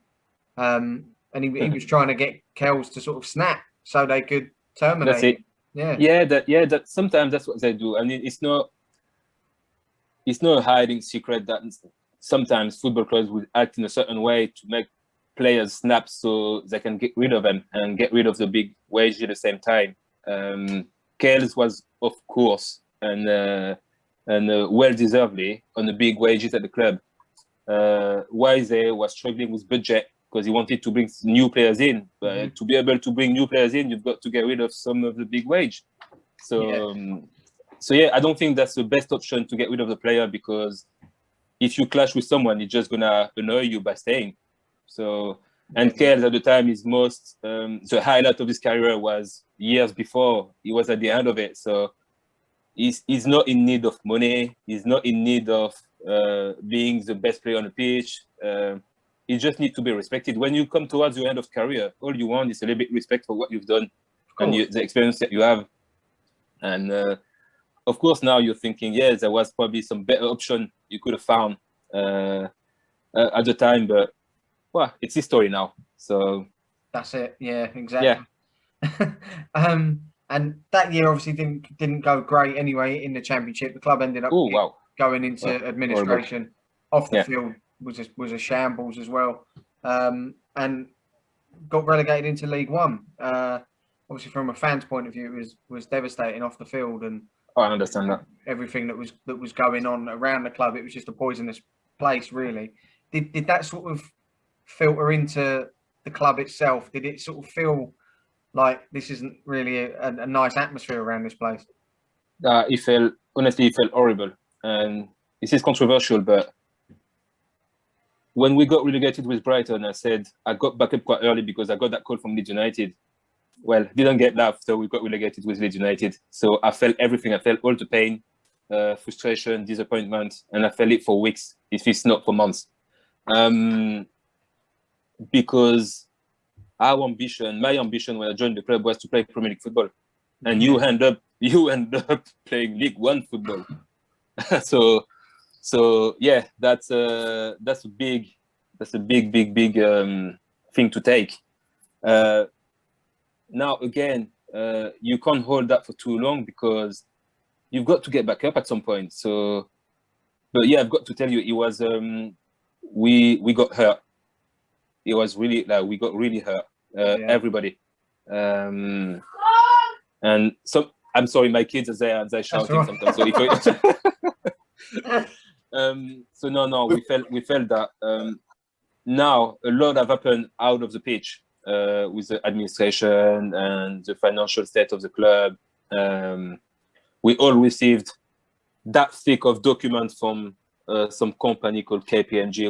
I don't know what was about. I don't know what to say. But we know the administrators, weren't they? Yes, but the club was in trouble. That's all we knew. Whether there were going to be a Leeds United for next season, we didn't know. So we just were waiting. Unfortunate enough, Ken Bass, I don't know how he's done it. I don't care. But he sold the club and buy it back with another company. So he did it. I don't know how that came through, but he did it. So that made the club still fit to be run. And we had to start building back a League One team to get back to Championship, because that's where we were. That was the reality at the time. And it's strange because, well, I've decided to stay at the club. It was League One football. I didn't want to play in League One, but I knew where I was anyway. I knew I needed to do something. I couldn't just leave the club. I could have left to another Championship side. That was easy. But for the first time, I didn't take the easy route. And I still, you know what I'm going to say? I'm going to fight. And it's going to be hard. There's going to be some up and down, but we'll deal with it. And this is one of the best decisions I ever made. There were some up and downs. I wasn't happy for the whole season through, but, and I think I said that before many times, the atmosphere that we had, Dennis Wise and Gus Poyet built the squad based on relationship, togetherness, love. And I know that's some strong words, but that was really it. That was really it. Honestly, we would come to the training ground 2 hours before training. We would leave 2 hours after, when sometimes you just come 5 minutes before and you leave as soon as it's finished. That was how together we wanted to be. I think 8 or 9 players were still not contracted, registered, because the club couldn't. So basically, not getting paid, not knowing if they're going to get paid at some point, not knowing if their contract going to be registered at some point with the FA, and they're still there. I'm thinking about Matt Heath, Alan Thompson. They were the kind of player that was still there, not getting paid, and still be okay. No, we're going to stay. I'm going to fight with you guys. Brilliant. Because you want us around, so we're going to be around. So Alan end up being our captain. The club get back financially stable, and we enjoyed those minus 15 points. That was the best thing the league could have done to us. Yeah. Because okay, you're all against us, so we're gonna be together and we're gonna show you who we are. And this is why we scrapped those 15 points in 7 games. So, well, that's that was won our first 7 games, and still to this day, like obviously the last couple of seasons as a Leeds fan have been phenomenal, but it's probably one of my favourite seasons, if not my favourite season as a Leeds fan. And some people like that are neutrals find that ridiculous. Like League One minus 15, but it was like you said, the world was against us. Yeah, and it was that middle finger up to everyone. Really, we're going to prove absolutely everyone wrong, and we're going to get back to where we want to be and deserve to be. And it was amazing moments, and it's why yourself and the majority of that team and them players are remembered at Leeds, and they will be forever because of that. It's an iconic moment. Touch wood, we sort of never end up back in that position and in at them levels, but it was amazing experience to be there as a club of our stature and where we'd come from, and the way you guys attacked that season was just unbelievable, mate. It was it was, and I agree with you. And I'm not a big talker in the dressing room, but I remember saying one thing. Before stepping onto the pitch, was it before the Southend game, first home game, I think it was? Yeah. I think, guys, we've got a chance to be part of the history of the club just because of everything that happened. It doesn't matter whether you League 2, League 1, Premier League, Championship player. We've got a chance to be history of the club. We've got a chance to make history with the club. Imagine if we scrap those 15 points in less than 2 months. Imagine if we're in a playoff position by Christmas. Imagine if we get promoted straight back up. I mean, imagine all those kind of things. And to be fair, the only thing that was missing was the promotion at the end. Yeah, you've done all of that other than that. Yeah. Well, like that fifth... didn't you? Sorry, Greg? Came close to getting promoted, didn't you? Didn't you lose? We lost against Doncaster 1-0. Yeah, against Doncaster 1-0. Yeah, without the 15, we'd have had automatic promotion sort of thing. It would have been in the automatic promotion place, but so be it. But that fifth game of the season, I think it was Hartlepool, where that we won at home to get it back to 0. Was it? Yeah, was it? Did you win 2-1 or something like that? I think 2-0. I think it was. Was it 2-0? Yeah, right. it might have been 2-1. I can't actually remember. But what was that coming off that pitch that day? Because I remember it was sort of like, now we can go. Like we're at 0 now. Now we can start as fans. Like, was that dressing room quite a good place to be after that game? Wow, it was amazing. to be fair with you, we couldn't wait to step on the pitch every single game because so the first home game was Southend, I think, if I remember well. We won 3 or 4-1, and we just realized how crazy this season is going to be in terms of atmosphere. We fell at home massively. I wish there was 28, 29 or 30,000 people cheering us. And we were thinking, is that the way it's going to be in League One? I mean, you never feel like a League One player. You make us believe that we were still Championship or Premier League player. Because of you guys, we were still like, all right, we're not in League One there. We're Leeds United. We might be playing against League One teams, but we're not League One teams. Yeah, exactly. And now the feeling every game, but every home game was just something special. We were coming onto the pitch so confident, so much belief in ourselves. We were just thinking we were indestructible, to be fair. And yeah, against Hartlepool, that feeling that we could go back to 0 points, that was the first big achievement. Yeah, it's the first milestone, wasn't it? Yeah. That was the first milestone. And the next one, we learned, and what I've learned, that we could have beaten the record of straight wins. So we unfortunately got stopped. We unfortunately got stopped at Gillingham during 1-0. But if we had won that, we would have just got 8 straight wins and then get on setting a new record. We missed that as well, but that's just a shame. But it was still a good result. After two red cards from both our main strikers, we ended up Was it being Beckford and 1-1. Candle both went off? Yeah, Condol for clapping the ref. Oh yeah, I remember. Yes. Okay. I was behind him saying, Trez, no. And he said, Seb, I don't care. And he said that. And I said, this is it.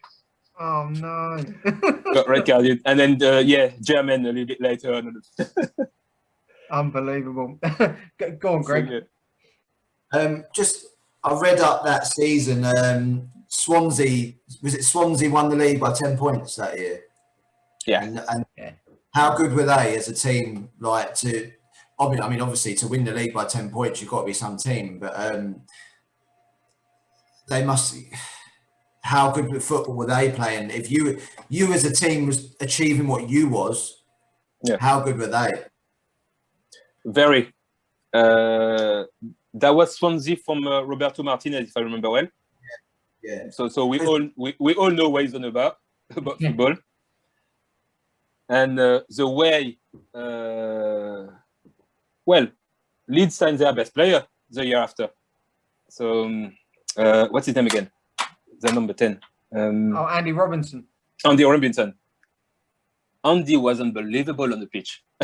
I've seen it. And the fact that we beat them at home 2-0. I remember because when German scored that cheap left-footed one, sweet. What a goal! And I think we've only lost 3-2 at their place. So that was close goal, and this is where see how good was Swansea that season. This is how close we were from the best team from that season. But the football they were displaying at the time, honestly, something else. They deserved it. Yeah, no, they had a very good side then. Very good side, yeah. And well, look, they went on, and it weren't long before they was in the Premier League and exactly doing well as well. Yeah. So that is true, mate. And then that season, sort of from where we come with the -15, we end up getting in the playoffs. We had a bad run in February, which sort of meant that automatic sort of slipped away, and one of them things, and we had to settle for the playoffs. And then those games against Carlisle, where we won in the semi-finals, where Johnny Howson dragged us through. I'll pass it to you, mate. Like, what was that like? Oh, don't get me started on that because wow. And they had a good side, Carlisle, then. Very good side. Well, no wonder we lost 2-1 at their place. Yeah. We always believed that something needed to be done that season. We never had any sort of concern about our ability to go and get through at the time. This is how strong we were. But the fact that it actually happened, and Johnny scoring, the second goal, honestly, we have, the feeling. You look at people's faces, you look at the crowd, you look at everything. You in a bubble for 1 minute. Yeah. For 1 minute, you're in that bubble and you want to stay in it. But you've got a game to finish because you don't need to concede at the time. You need to stay 2-0 up. That's it. Yeah, so you've got to get back focused on your game. But wow, if the ref could have gone beep beep beep after the goal, that would have been crazy. I think people would have run onto the pitch. But no, it was. I think. But you still got one game to play, which is the biggest game and the most relevant game. Yeah. But after that, the feeling is job's done. Yeah, too right. Yeah. This is the danger of it. Yeah, it felt like that. It was sort of like once we're in the final, we're done here. We're going to go up. Yeah, exactly. Yeah. Yeah. It was just surreal. Like I went to the game at Wembley, the Doncaster game, and it just didn't happen, did it? It was just one of them. It just didn't turn up. Did you get left out of the final? Yeah, and Why? I'm telling this as a joke, but I said that was the biggest biggest mistake of the manager at the time, Gary. Yeah, because Gary McAllister came in, didn't he? When Wisey left for Newcastle. Yeah, I made this as a joke, but I said all this February misform that we had could have been avoided if you had played me. But that's just a joke. But no, yeah. Back to the final. What happened is he had two options at the time. He was getting back Alan Shearer on the bench and have a defensive option to protect the score, or to have me in case you're losing and you need to bring someone bright for 25, 30 minutes. And so, honestly, something against about honesty. And Gary called me the day before. We were in a London hotel. Called me and say, Seb, I'm gonna leave you out. I'm gonna take Alan on the bench. And I said, Gaffer, to be out of respect, I think you're making a mistake, because I think we need to go and win that game. We don't need to protect a score that we don't have yet. We just need to go and win. Yeah. Put me on the bench. If by any reason we still 0-0 or we 1-0 down and you've got 20, 25 minutes left, you've got me on the bench and you know what I can do. Because I've showed you against Gillingham, last game of the season, I can be useful even on the bench. I don't need to start. Don't need to start me. Just put me on the bench, just in case, as your attacking option. And he said, no, Seb, I've made my decision. I'm going to go for Alan. I said, okay, yeah, no problem. I was really sad, really disappointed. I was upset. I really was, because I wasn't able to help that day. I just wasn't. I was in the stand watching as a fan. That's exactly it. Yeah, you're in the same position that we was in, just watching it. And that probably made it even more frustrating for you, the fact that how the game went. Exactly, yeah. That's what I was going to say. Yeah. Could have done with you. You know what I mean? Could have done with bringing someone on. That's what I thought. And I wanted to say something, but there's no, I told you so. There's no nodes.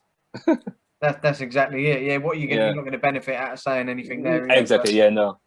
Yeah, such a frustrating. It was a weird game, because our best player probably on the day was the keeper, Kasper Ankergren. Kasper, yeah.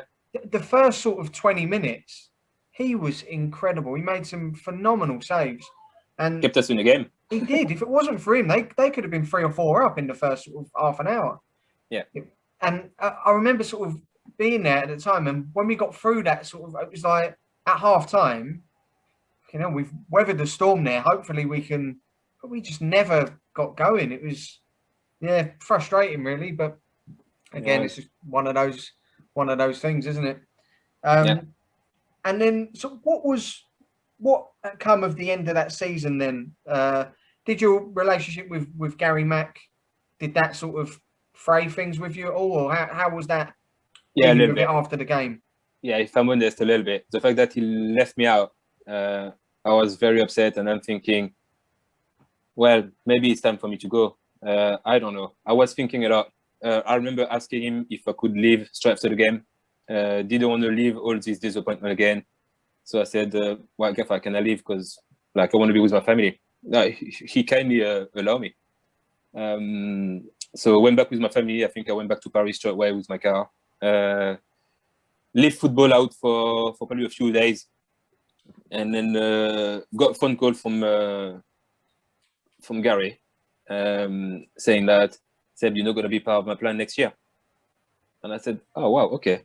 I've only took a few days off. I was not thinking about leaving the club. I was just thinking about just leave the football out of it for a few days while your head is hot, and come back when you calm and you can have a chat. But he called me before I could even come back to England when I was off, and he said, you're not going to be part of my plan. I wanted to tell you that as soon as possible. And this is where my second biggest mistake in football came, which is leave the club last day of the transfer window, accepting an offer of mutual consent release, which I should never have signed. I should have stand by my grounds, which I did the year before in League One when I said I'm going to stay and fight. No, I took the easy route. I left. I never found anything else as good as Leeds United after that. Wow. I had another year on my contract. I had a very good contract at the club. there was no rush.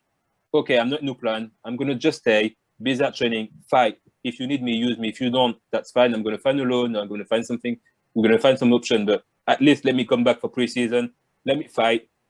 I know I'm not part of your plan. You're telling me that you've been honest. That's fine. But I should have stayed. Yeah. I should have stayed. The situation didn't allow me to find anything better after that. And I've just listened to my agent at the time who said, who find me another suitable club, which I never did. I've listened to the wrong people at the time, and I should have listened to myself. Yeah, that's exactly it. Again, hindsight is such a it's easy looking back, isn't it? But yeah, it is. Yeah.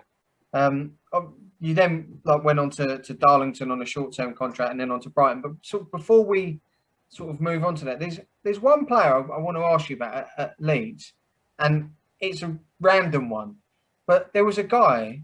And I always was quite excited because my surname was his first name. So Felipe De Costa.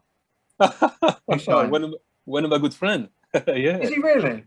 Yeah, he is. Yeah, he's a pilot now. He flies commercial flight. Yeah. What? Yeah, for real. Unbelievable. Unbelievable. When I saw him in a flight, I said, "What are you doing?" He said, "I'm a pilot now." So I said, "How did you pull that off?" Give me a job. Yeah. But yeah, he's good lad. Well, we signed him, I think, from a Greek club. I can't actually remember, but the first time I saw him play for us, his ability was unbelievable. He looked like he had so much skill. He looked like he had everything. What was it that didn't happen for him? Because he was a bit of a journeyman. He went to club after club. He'd play less than 10 games and he'd be at the next club. And what was it with him? I think Felipe De Costa, his ability on the pitch are undeniable. I mean, they were there. He had a sweet left foot. He had a really good dribbling ability. Could take people on. He could finish and go very sweet left foot. We could put the ball on the spot for you. Now, I just think that Felipe was just a deal made by agents that needed to arrange themselves.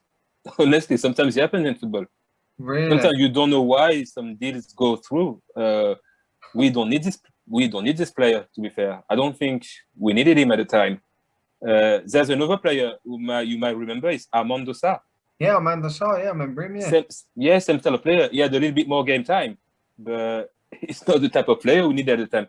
And coming from France into England, you've got a time to adapt and settle down with English football. And when you come on loan to be in a team performing week in, week out, it's difficult for them to come and claim a first team position straight away. Yeah. So you don't have that time. As a manager, you don't have the time to give him that unless you worldwide known. Yeah. So no, it's difficult for them. But I don't know who took advantage of that deal, but clearly he wasn't needed at Leeds. It's like Sébastien Sosa as well. Yeah, Seb Sosa. Yeah, he's another one. Seb Sosa. Yes, him. Probably the most paceful guy I've ever seen. Yeah, honestly, he's quick as wow. Unbelievable. Didn't play. Never had a chance. We had loads of players at that time that was like that. Yeah. I remember one of the team, I think it might have even been Andrew Hughes, who you played with, said that it was like every other training session there was a trialist or a lone player. It was like, what the hell? Who's he? That's it. Two of my friends came on trial here as well. Really, or just turned up and I don't know. I saw them one day. I said, "What are you doing here?" I said, "Well, I got a call from my agent saying I could come here for a few days." Some of them stay at my house. Weird, isn't it? Yeah, one coming from Tunisia. I've played with him at Chateau, left back. Didn't get signed, but we should have because he's really good. And the other one was a goalkeeper, Florent Chéniaud, who was a World Cup winner under 17. Wow. With Nasri, Benzema, and all this generation. It's mad. It's such a strange thing going on. But every week you had one or two guys on trial. Yeah. Yeah. I just wanted to run it by you because you always stuck in my head, Felipe De Costa. I actually thought he might do quite well, but it just never happened. But never happened. Yeah. Strange one. And then like I said, you went to Darlington and then on a short-term contract and then to Brighton. Yes. Was it Russell Slade who was at Brighton? Brighton was no. Before Russell said he was I can't remember his name. Mickey Adams. Mickey Adams. Mickey Yes. Adams, that's it. Yes, Mickey. So Mickey signed me. Obviously, you knew of the club anyway. So Yeah. was it an easy decision going back there? Oh yeah, easy. Yeah, I didn't even think twice. I went back there for a few days. After one training session, Mickey Adams said, "Yeah, I want you here." I said, "No problem." He got sacked 3 weeks later. Russell Slade came in. Oh God, story of your career, then. Yeah. I said, "What a wonderful world." Yeah. But yeah. Did Russell Slade just not fancy you, or? Oh no, he did. No, he did. And then we kept on losing, so he had to make some change. That's not my fault. That's not his fault. We were conceding too many goals. That's it, yeah. And well, we touched on it before we recorded as well. You played along with Nicky Forster, who we had on the podcast a few weeks ago. Him and Glenn Murray. What were they like? Because goal scorers, you know what I mean? That they were prolific. And yet they are very different. Yeah. Nicky Forster would be hard-working guys at training, always try to improve his finishing in front of the game. Glenn Murray, training, inexistent. He's not there. No, honestly, he doesn't care about training session. He doesn't need it. Wow. Just simple as that. He said, wow, if you play small-sided game at training, you name 2 guys to pick 2 teams, Glenn Murray would be the last pick. Really? Yeah, because people knows. People know. That's unbelievable. And he knows he doesn't like to train. He's just a pure competitor. He'd be ready for games. He's fit though. I'm not saying he's not fit. He's fit. He's gonna do all the fitness stuff. He just doesn't care about, like, if you play friendly 11 side or training match, he doesn't care. He won't do any runs. He won't track back. He won't hold the ball. He won't jump for a header. If you give him a tap in, he probably won't bother. Nah. It's funny. He's still in the championship. Yes. Yeah. Yeah, he's still going, isn't he? Yeah, was he at Forest? Yeah, now, he's still, yeah. Is he at Forest? I think he is. Yeah. Yeah, Chris Hewton. Yeah, that's right. Yeah. But he's had an amazing career, given the fact that he doesn't train a lot. Scored loads of goals. Well, we had a Wolves player, ex-Wolves player, Simon Osborne, on a few weeks ago as well, and he was saying about the Wolves legend Steve Ball, centre forward. And Ozzy was saying in training, very similar thing. He was not interested. Like they do, like take the strikers for sort of shooting practice, and he wasn't. He don't want to do it. It means nothing. Like me scoring here means nothing. But he said it'd go to a Saturday and he'd like bag a hat trick, and it'd be but just not interested. It's weird, isn't it? Some people were like that. They just this means nothing to me. Like, but it can do it on a Saturday still. Yeah. So, and for a manager, the most important is on Saturday. So they don't care whether you don't do nothing at training. If you keep scoring brace, hat trick, goals for them, you play. That's simple it. as. Yeah. 100%. That's the problem.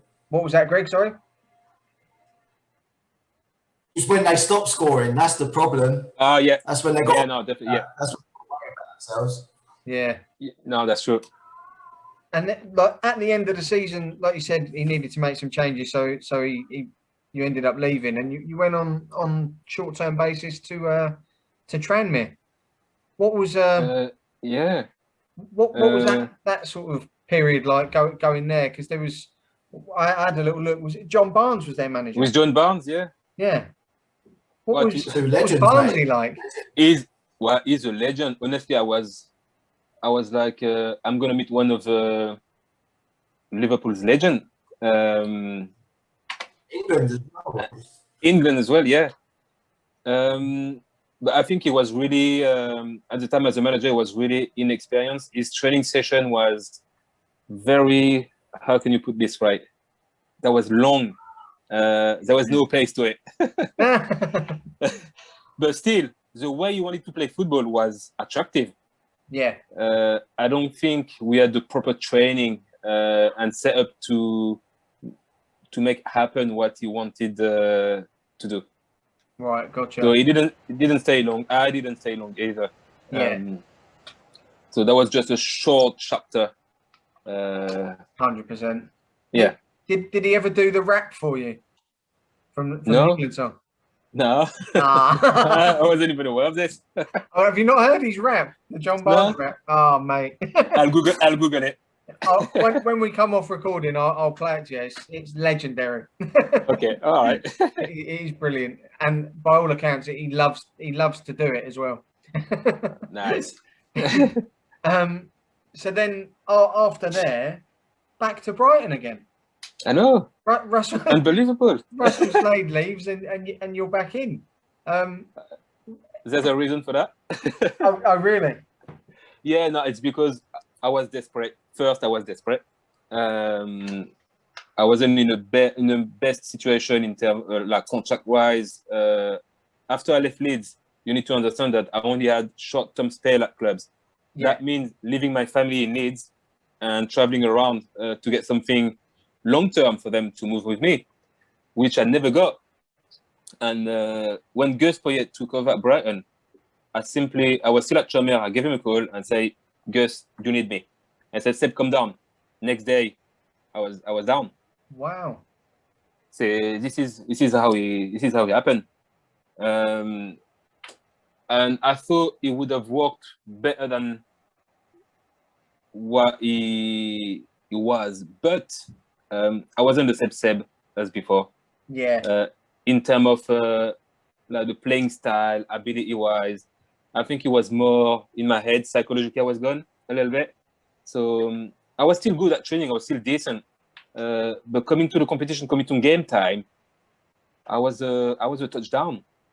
Right. I wasn't the same player I was at Leeds, the same player I was at Monaco. I still had the same drive, but for some reason I couldn't perform the way I wanted. And yeah, it's weird. And this is no Gus's fault if I didn't have as much game time as I wished. This is simply me. I wasn't performing well enough. I wasn't bad, but I wasn't undisputable. Yeah. So yeah. So that was just me not being good enough, to be fair. Fair enough, mate. Yeah. Go on, Greg. I mean, I know you've just said that, you not being good enough, but do you not maybe think that came from the unsettledness? Like, as you say, you're looking to just be settled, and you probably actually had better times in your career when you were settled. So when you're not getting what you want as a person in your life, and as you say, your family was very obviously important, the unsettledness probably was, as you say, messing with your mental strength. And that maybe was why it wasn't happening. And being away from your family as well. Yeah, and I think that played a big role, I think, thinking back about this now. This was really hard time because I was living in some friend's flat in Brighton. I didn't even have my own place. My wife and my two kids were still in Wetherby, next to Leeds training ground. My kids was only little, so I was missing a lot of time that you don't catch back, and you never will. Yeah. Of course, I was visiting when I could. I was going back to Leeds when I could, but that's not what you want to do as a family guy on a daily basis. And I think missing all that, as you said, the fact to be unsettled for so long, that probably have played unconsciously a role in my performance. Yeah, no doubt, mate. It's gonna have an effect, isn't it? You know. But yeah, so obviously following that season as well, I had a look. You represented Martinique in the 2010 Caribbean Cup. Yeah, did. Yeah. What was that like? And is that because obviously you're from France, born in France? Is it both parents are from Martinique? Both parents are born there. Yes. Oh, both. Yes. Yeah, both. Yeah. It was nice. It was nice to get back there and be able to play for them. We wanted to play for them for so many years, but we are not allowed to. Oh, right. Yeah, reason why? It's because I was with José Pierre Fanfan at Monaco. Yeah. And he was telling me, Seb, we probably go to Miami to play in a Caribbean Cup, in a Gold Cup later if we get qualified. You'll see it's an amazing feeling. It's good. We should go there. But Didier Deschamps just forbid it. Oh, reason why he forbid it was the funny reason is he forbid it because he said, I know you guys. You only want to go to Miami to party. You don't care about playing football. I don't want to have 2 of my guys going to Miami during the season, having a laugh, and then come back and fit. No way. So we were never allowed to go represent Martinique at the time because, you know, we can represent both France and Martinique. Yeah. So we were never allowed to because of, well, our reputation as West Indies guys precedes us. So he said that I know you want to go there to party. That's so brilliant. fair enough. We couldn't do it. So the opportunity came, towards the end of it. And they called me and say, well, would you like to come and play a few games with us? We're going to play against them. I really don't know the teams. I remember playing against Costa Rica, though. Costa Rica, Jamaica, and can't remember the third one. Because Martinique were the host country as well, weren't they? Host nation. It was, it was. So I took part in the group stage 1, but I think we missed it. We didn't get qualified, so. And I don't think I would go back for the knockout stage because my ambition was to find a club, and I don't think the club would have allowed me anyway. So yeah, I would have missed it. And was you surprised then when Nice came in for you? Well, Nice didn't really come. I kind of begged for it. Well, my agent begged for it. He got me the spot. I was more there to be a first team player and play with a reserve and probably instruct the kids and try to have a more experienced senior role within the club. So that's why I don't think I've ever played 1 game for Nice, and I've ended up playing with reserve. Try to help the kids, the academy, try to get a new role within the footballer skill set. Yeah. So that was more it. They just gave me an opportunity to do something else. Now, if I had performed and Eric Roy was the manager at the time, needed me, he would have played me. But they were doing well. The winger and the attacking midfield at the time were top class player, so didn't need me, not one bit. So fair enough. I've enjoyed it because Nice is where my wife's family is from, so I still had some family roots there. I had a place. That's good. Yeah, family was there. It wasn't the same as Brighton. Yeah, of course. Go on, Greg. Yeah, not a bad spot in France either, is it? I noticed one player there at the time, David Ospina, the keeper. Yeah, keeper. How was he young at the time? How good was he? Very good. Well, to be honest, I've only seen him in games. I've trained with him, but didn't speak really French at the time. Young keeper, you could see he's got great ability. He's so quick on his line. You're thinking this guy is gonna do 1 stop, then he's already standing up doing another one, and you're thinking, how quick is it? So no wonder why the career he's having in a minute. Very good player. He was one of the top players at Nice, even though he was a young player. So sorry. Go on. He's done ever so well. He did go to Napoli now, and he's obviously established himself there. Yeah, no, absolutely. And there's no wonder he's a very good goalkeeper. It's probably with Flavio Roma that I've known at Monaco. Probably one of the best keepers I've ever seen. Wow, yeah, he's a good goalkeeper, Ospina, isn't he? I can't believe he make it at Arsenal. I really can't. Like, I thought he done okay for them. Like in especially he stood in a couple of times because he wasn't number 1. Yeah. But then I thought he'd done really well. And then they were just always on the look for another keeper. And that can't be good. Do you know what I mean? And mentally, as you say. Yeah. It doesn't always get looks. Do you know what I mean? It's not right, really. But yeah. They've had that with a that's the way few it is recently, sometimes. didn't they? Arsenal. They had it with Fabianski, with Ospina, and Yeah. even Emi Martinez in last couple of seasons. So And look at Martinez now. Yeah, exactly. what a goalkeeper! I don't know Wow. if you know as well. He's eligible to be selected for England. For real. Yeah, because he's been over here for so long and from a certain age, he's actually eligible to be selected by the English national team. Wow, unbelievable. Because he's never actually made his debut for Argentina. So he might, at some point, they might just go for it. I hope so. Yeah, because I know what Pickford's class, but wow. I said this in our podcast, didn't I, Tell? I mentioned it. I was like, he can play for England, mate. Like, why are we not? We kind of, as a nation, we don't tend to try and do that. Get who we can. Get who you can, yeah. Mm-hmm.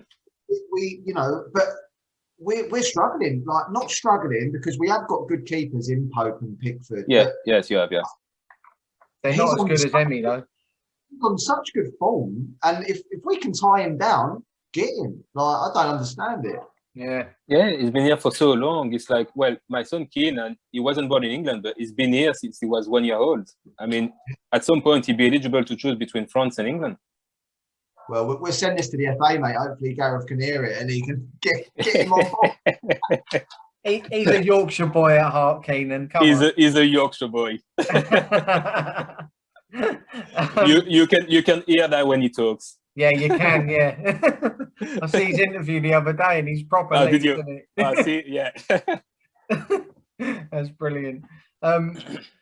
Obviously, then your career sort of went into non-league. You played for multiple clubs, including Bury, actually. Who sort of shit happened with them, didn't it? But yeah, you went on, and then what happened then? Sort of bringing your career to an end. Through non-league, and what did you move on to? What are you doing now? So, main reason I stopped wasn't because I wasn't fit enough or because of age, because I was still young. I still have plenty of football in me. But at some point, you've got 2 kids, because I didn't have 3 at the time. I had 2. I've got 3 now, 3 boys. But you've got 2 kids. You haven't seen on a daily basis, on a regular basis, enough. So you're thinking, okay, should I give him a last shot and try get something again? But that would have meant to go somewhere again for 6 months, prove myself to them, to earn a longer term contract. And after Bury, I wasn't ready to do that. Yeah. I wasn't ready at all to do that. So I've just decided to just not stop playing, but getting myself on focus on something else and just keep playing non-league football. Just to keep enjoying it, because I was still young, and try to build another career. And what is it you moved on to doing? I've tried coaching for a bit with a soccer school, which I'm wearing the shirt at the minute. Yeah. That was back to 2014. I've enjoyed it. I had some good kids. I was coaching under 10, under 11 mostly. Try to improve their level of football, and for the best of them, try to recommend them to pro academies. Mm-hmm. But business-wise, it's really hard. It's tough. It takes time, and I wasn't ready to take that time for coaching, for the coaching stuff. Yeah. So one of my friends who was doing some agency work tried to enroll me for years, and I didn't want to, because I've only seen agents have. Well, everybody thinks they are shark, just looking after their money, nothing else. Don't care about the player. So I didn't want to do it because I didn't want me to be associated to this kind of image. Yeah. So I said no for many years, and then after I finished the soccer school, I said, do you know what? I'm going to do it, but we're going to do it a certain way. We're going to look after young players, try to educate players and families, because they need to know what world they step into, and we're going to build it from that. And I kind of enjoyed it, and I still enjoy it, even though with the COVID it's difficult. I still enjoy looking after players. It's tough, it's hard. You get disappointing, like any field in life, but you get his reward sometimes. It could be money-wise, but it could be on the human part of it. So exactly, yeah. And do you still play any football as well? Obviously, at the moment we can't, but are you still playing for anyone? Yeah, well. I'm excited because we can actually start back playing on Monday. Yeah. So no, yeah, I'm playing for. I know it sounds like I'm old now, but I'm playing for Harrogate Veteran. Oh, really? Yeah, we've got a Monday night league. Oh, brilliant. Playing at Castleford or playing at the headquarters of the FA. I don't know if it's the FA actually. But we're going to go 4Gs every Monday night with a good bunch of lads, some ex-pro, some ex-semi-pro. It's we've got a very good team. We don't play against very good opponents all the time, but 5 or 6 games are tough, and that's good enough for me for now. And when I can, I do Sunday league with Harrogate as well. When I can. Brilliant. It's difficult on weekend, but when I can, I try. Yeah. Oh, that's so that's what I do at the minute. Love it. And obviously moving on to your boy Keenan in the under-18s at Leeds United at the moment. We spoke off camera beforehand about the next round of the FA Youth Cup, playing Newcastle. You're going to actually be allowed to go and watch, which will be the first time in however long since the pandemic. They're in the next round following that massive 8-2 win the other night against MK Dons in the Youth Cup. You must be a proud dad watching him, mate, because even as a Leeds fan watching the youth teams play, there's a lot of good kids there, and he stands out. He's a talented boy. Well, Phil, thank you for him. I appreciate that some people can see that he's got talent, and it's always nice. Yeah, so yeah, of course, I said I'm a proud dad. I mean, who wouldn't be? He's taking over after me after I finished playing. He always had the ambition, so that's good. He loved the game, and the fact that he could take over where I left, that's good. Maybe there's something here for history to be made. I don't know. Yeah. We'll see, but probably what I haven't done with his Leeds, he'll do it. I hope so. Yeah, fingers crossed, mate. Go on, Greg. Yeah, as I mentioned off air a little bit, obviously, you know, not following Leeds totally like what Terry does, and I actually sent him a message about Keenan, before we'd even sort of started chatting to yourself, saying, "I've seen this boy in your youth team. He looks a bit tasty." And then Terry was like, "Yeah, I've been speaking to his dad." And I was like, "Oh, mate, like quality." Just to say, has he always been a winger, or has he sort of played different positions, or how's it come about that he's always been an attacking player? As a learning curve, the club will sometimes put him at different positions as centre midfield or number 10. Even recently, he's played left wing back or left back, which is not his natural position. But I think in order sometimes to learn and understand certain positions, you've got to play them. But he's always been a winger, number 10, or false 9, playing behind the striker. I remember him in under 15 playing the full season as a striker. That was in order for him to learn the game back to the goal, which was really good for him because he's actually learned how to play back to the goal and hold it. Mm-hmm. So really improved his game and that. So, but always an attacking player, looking to score goals and mostly assist, because that's his problem. He likes to pass. He likes to pass the ball. Even when he can score himself, he will pass it. I've noticed that with him. He always puts it on a plate for others, doesn't he?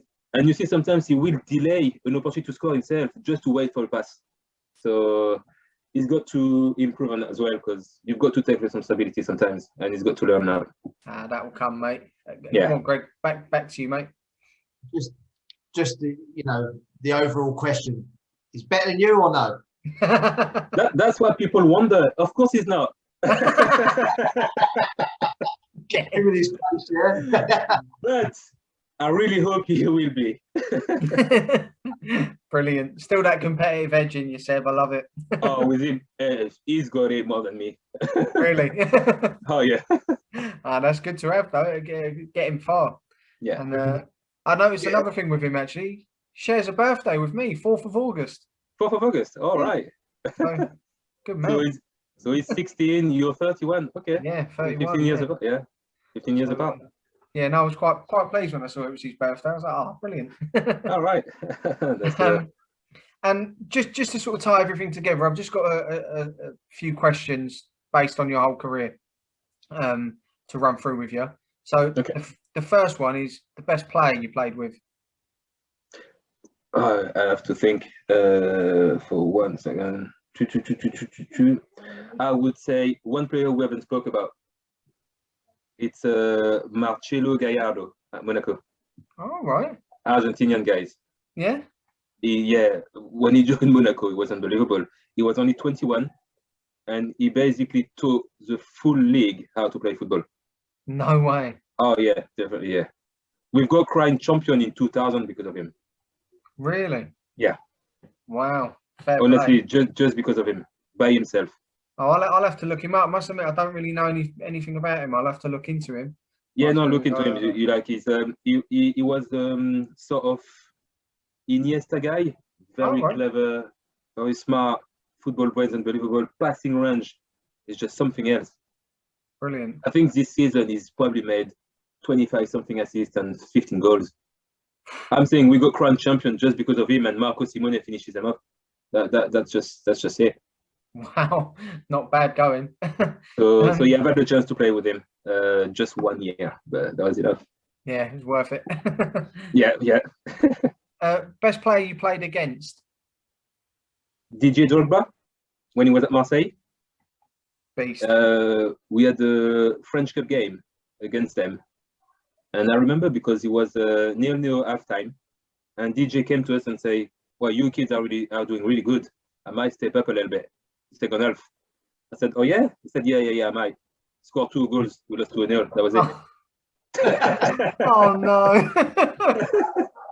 We said, "Wow, okay." Yeah, fair enough. Yeah. And he got transferred to Chelsea for 37 million after that. Yeah, it went well, mate. What a career. Yeah. Unbelievable. Go on, Greg. Was you about to say something there? No, just some player, mate. Yeah, he just felt the need to get into second gear. Yeah. Exactly. Yeah. The striker could do everything by itself. Could hold it, be naughty.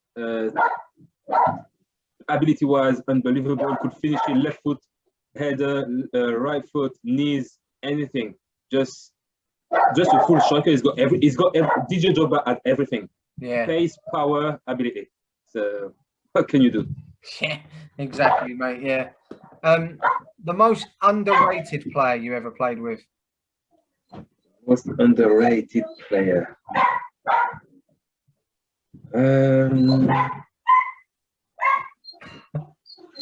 Dog's going mad in the background. No, but again, there was a player at Monaco, and I think, I don't know what he's done after he left, but it's Pontus Fernerud. He was a Danish guy. Swedish, was he? He's a Swedish, yeah. Oh, yeah. I know who you're talking about. Yeah, and then well, he came as a nobody at Monaco, established himself for a bit as a first-team player. And I'm sorry because the dog. Yeah, no. The dog wants to get in on the interview, guys. Yeah.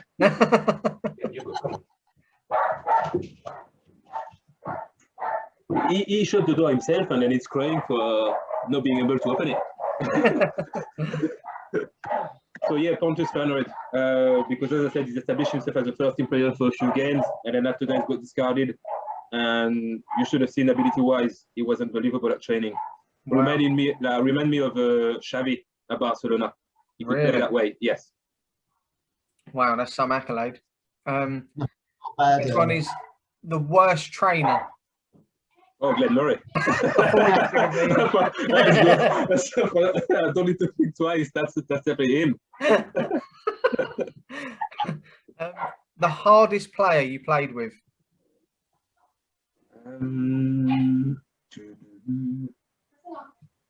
The hardest player.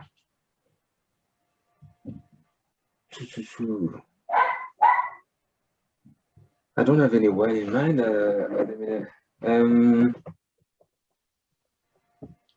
I think I'm going to say the toughest one would have been probably Stefan Zubar. Oh, right. Yeah. Ronald Zubar, brother. Is really, his game is all about physicality. Yeah.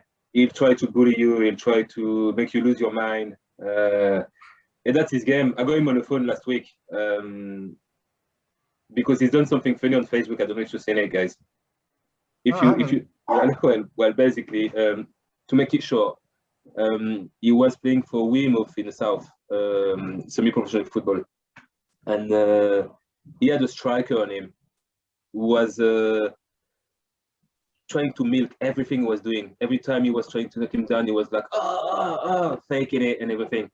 So at some point, the ball goes to the crowd, and the crowd send back the ball onto the pitch.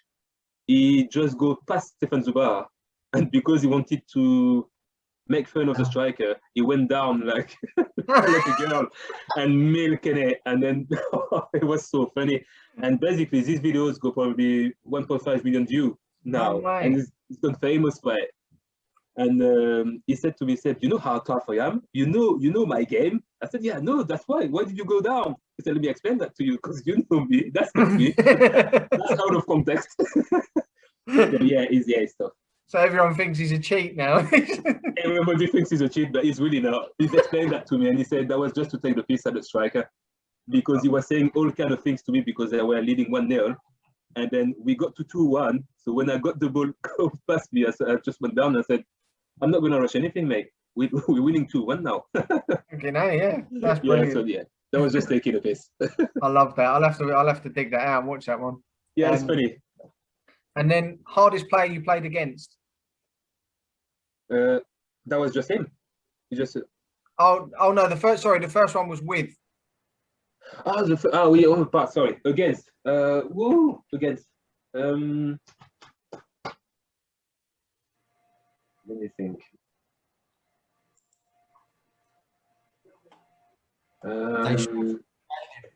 There's nothing that comes to mind now.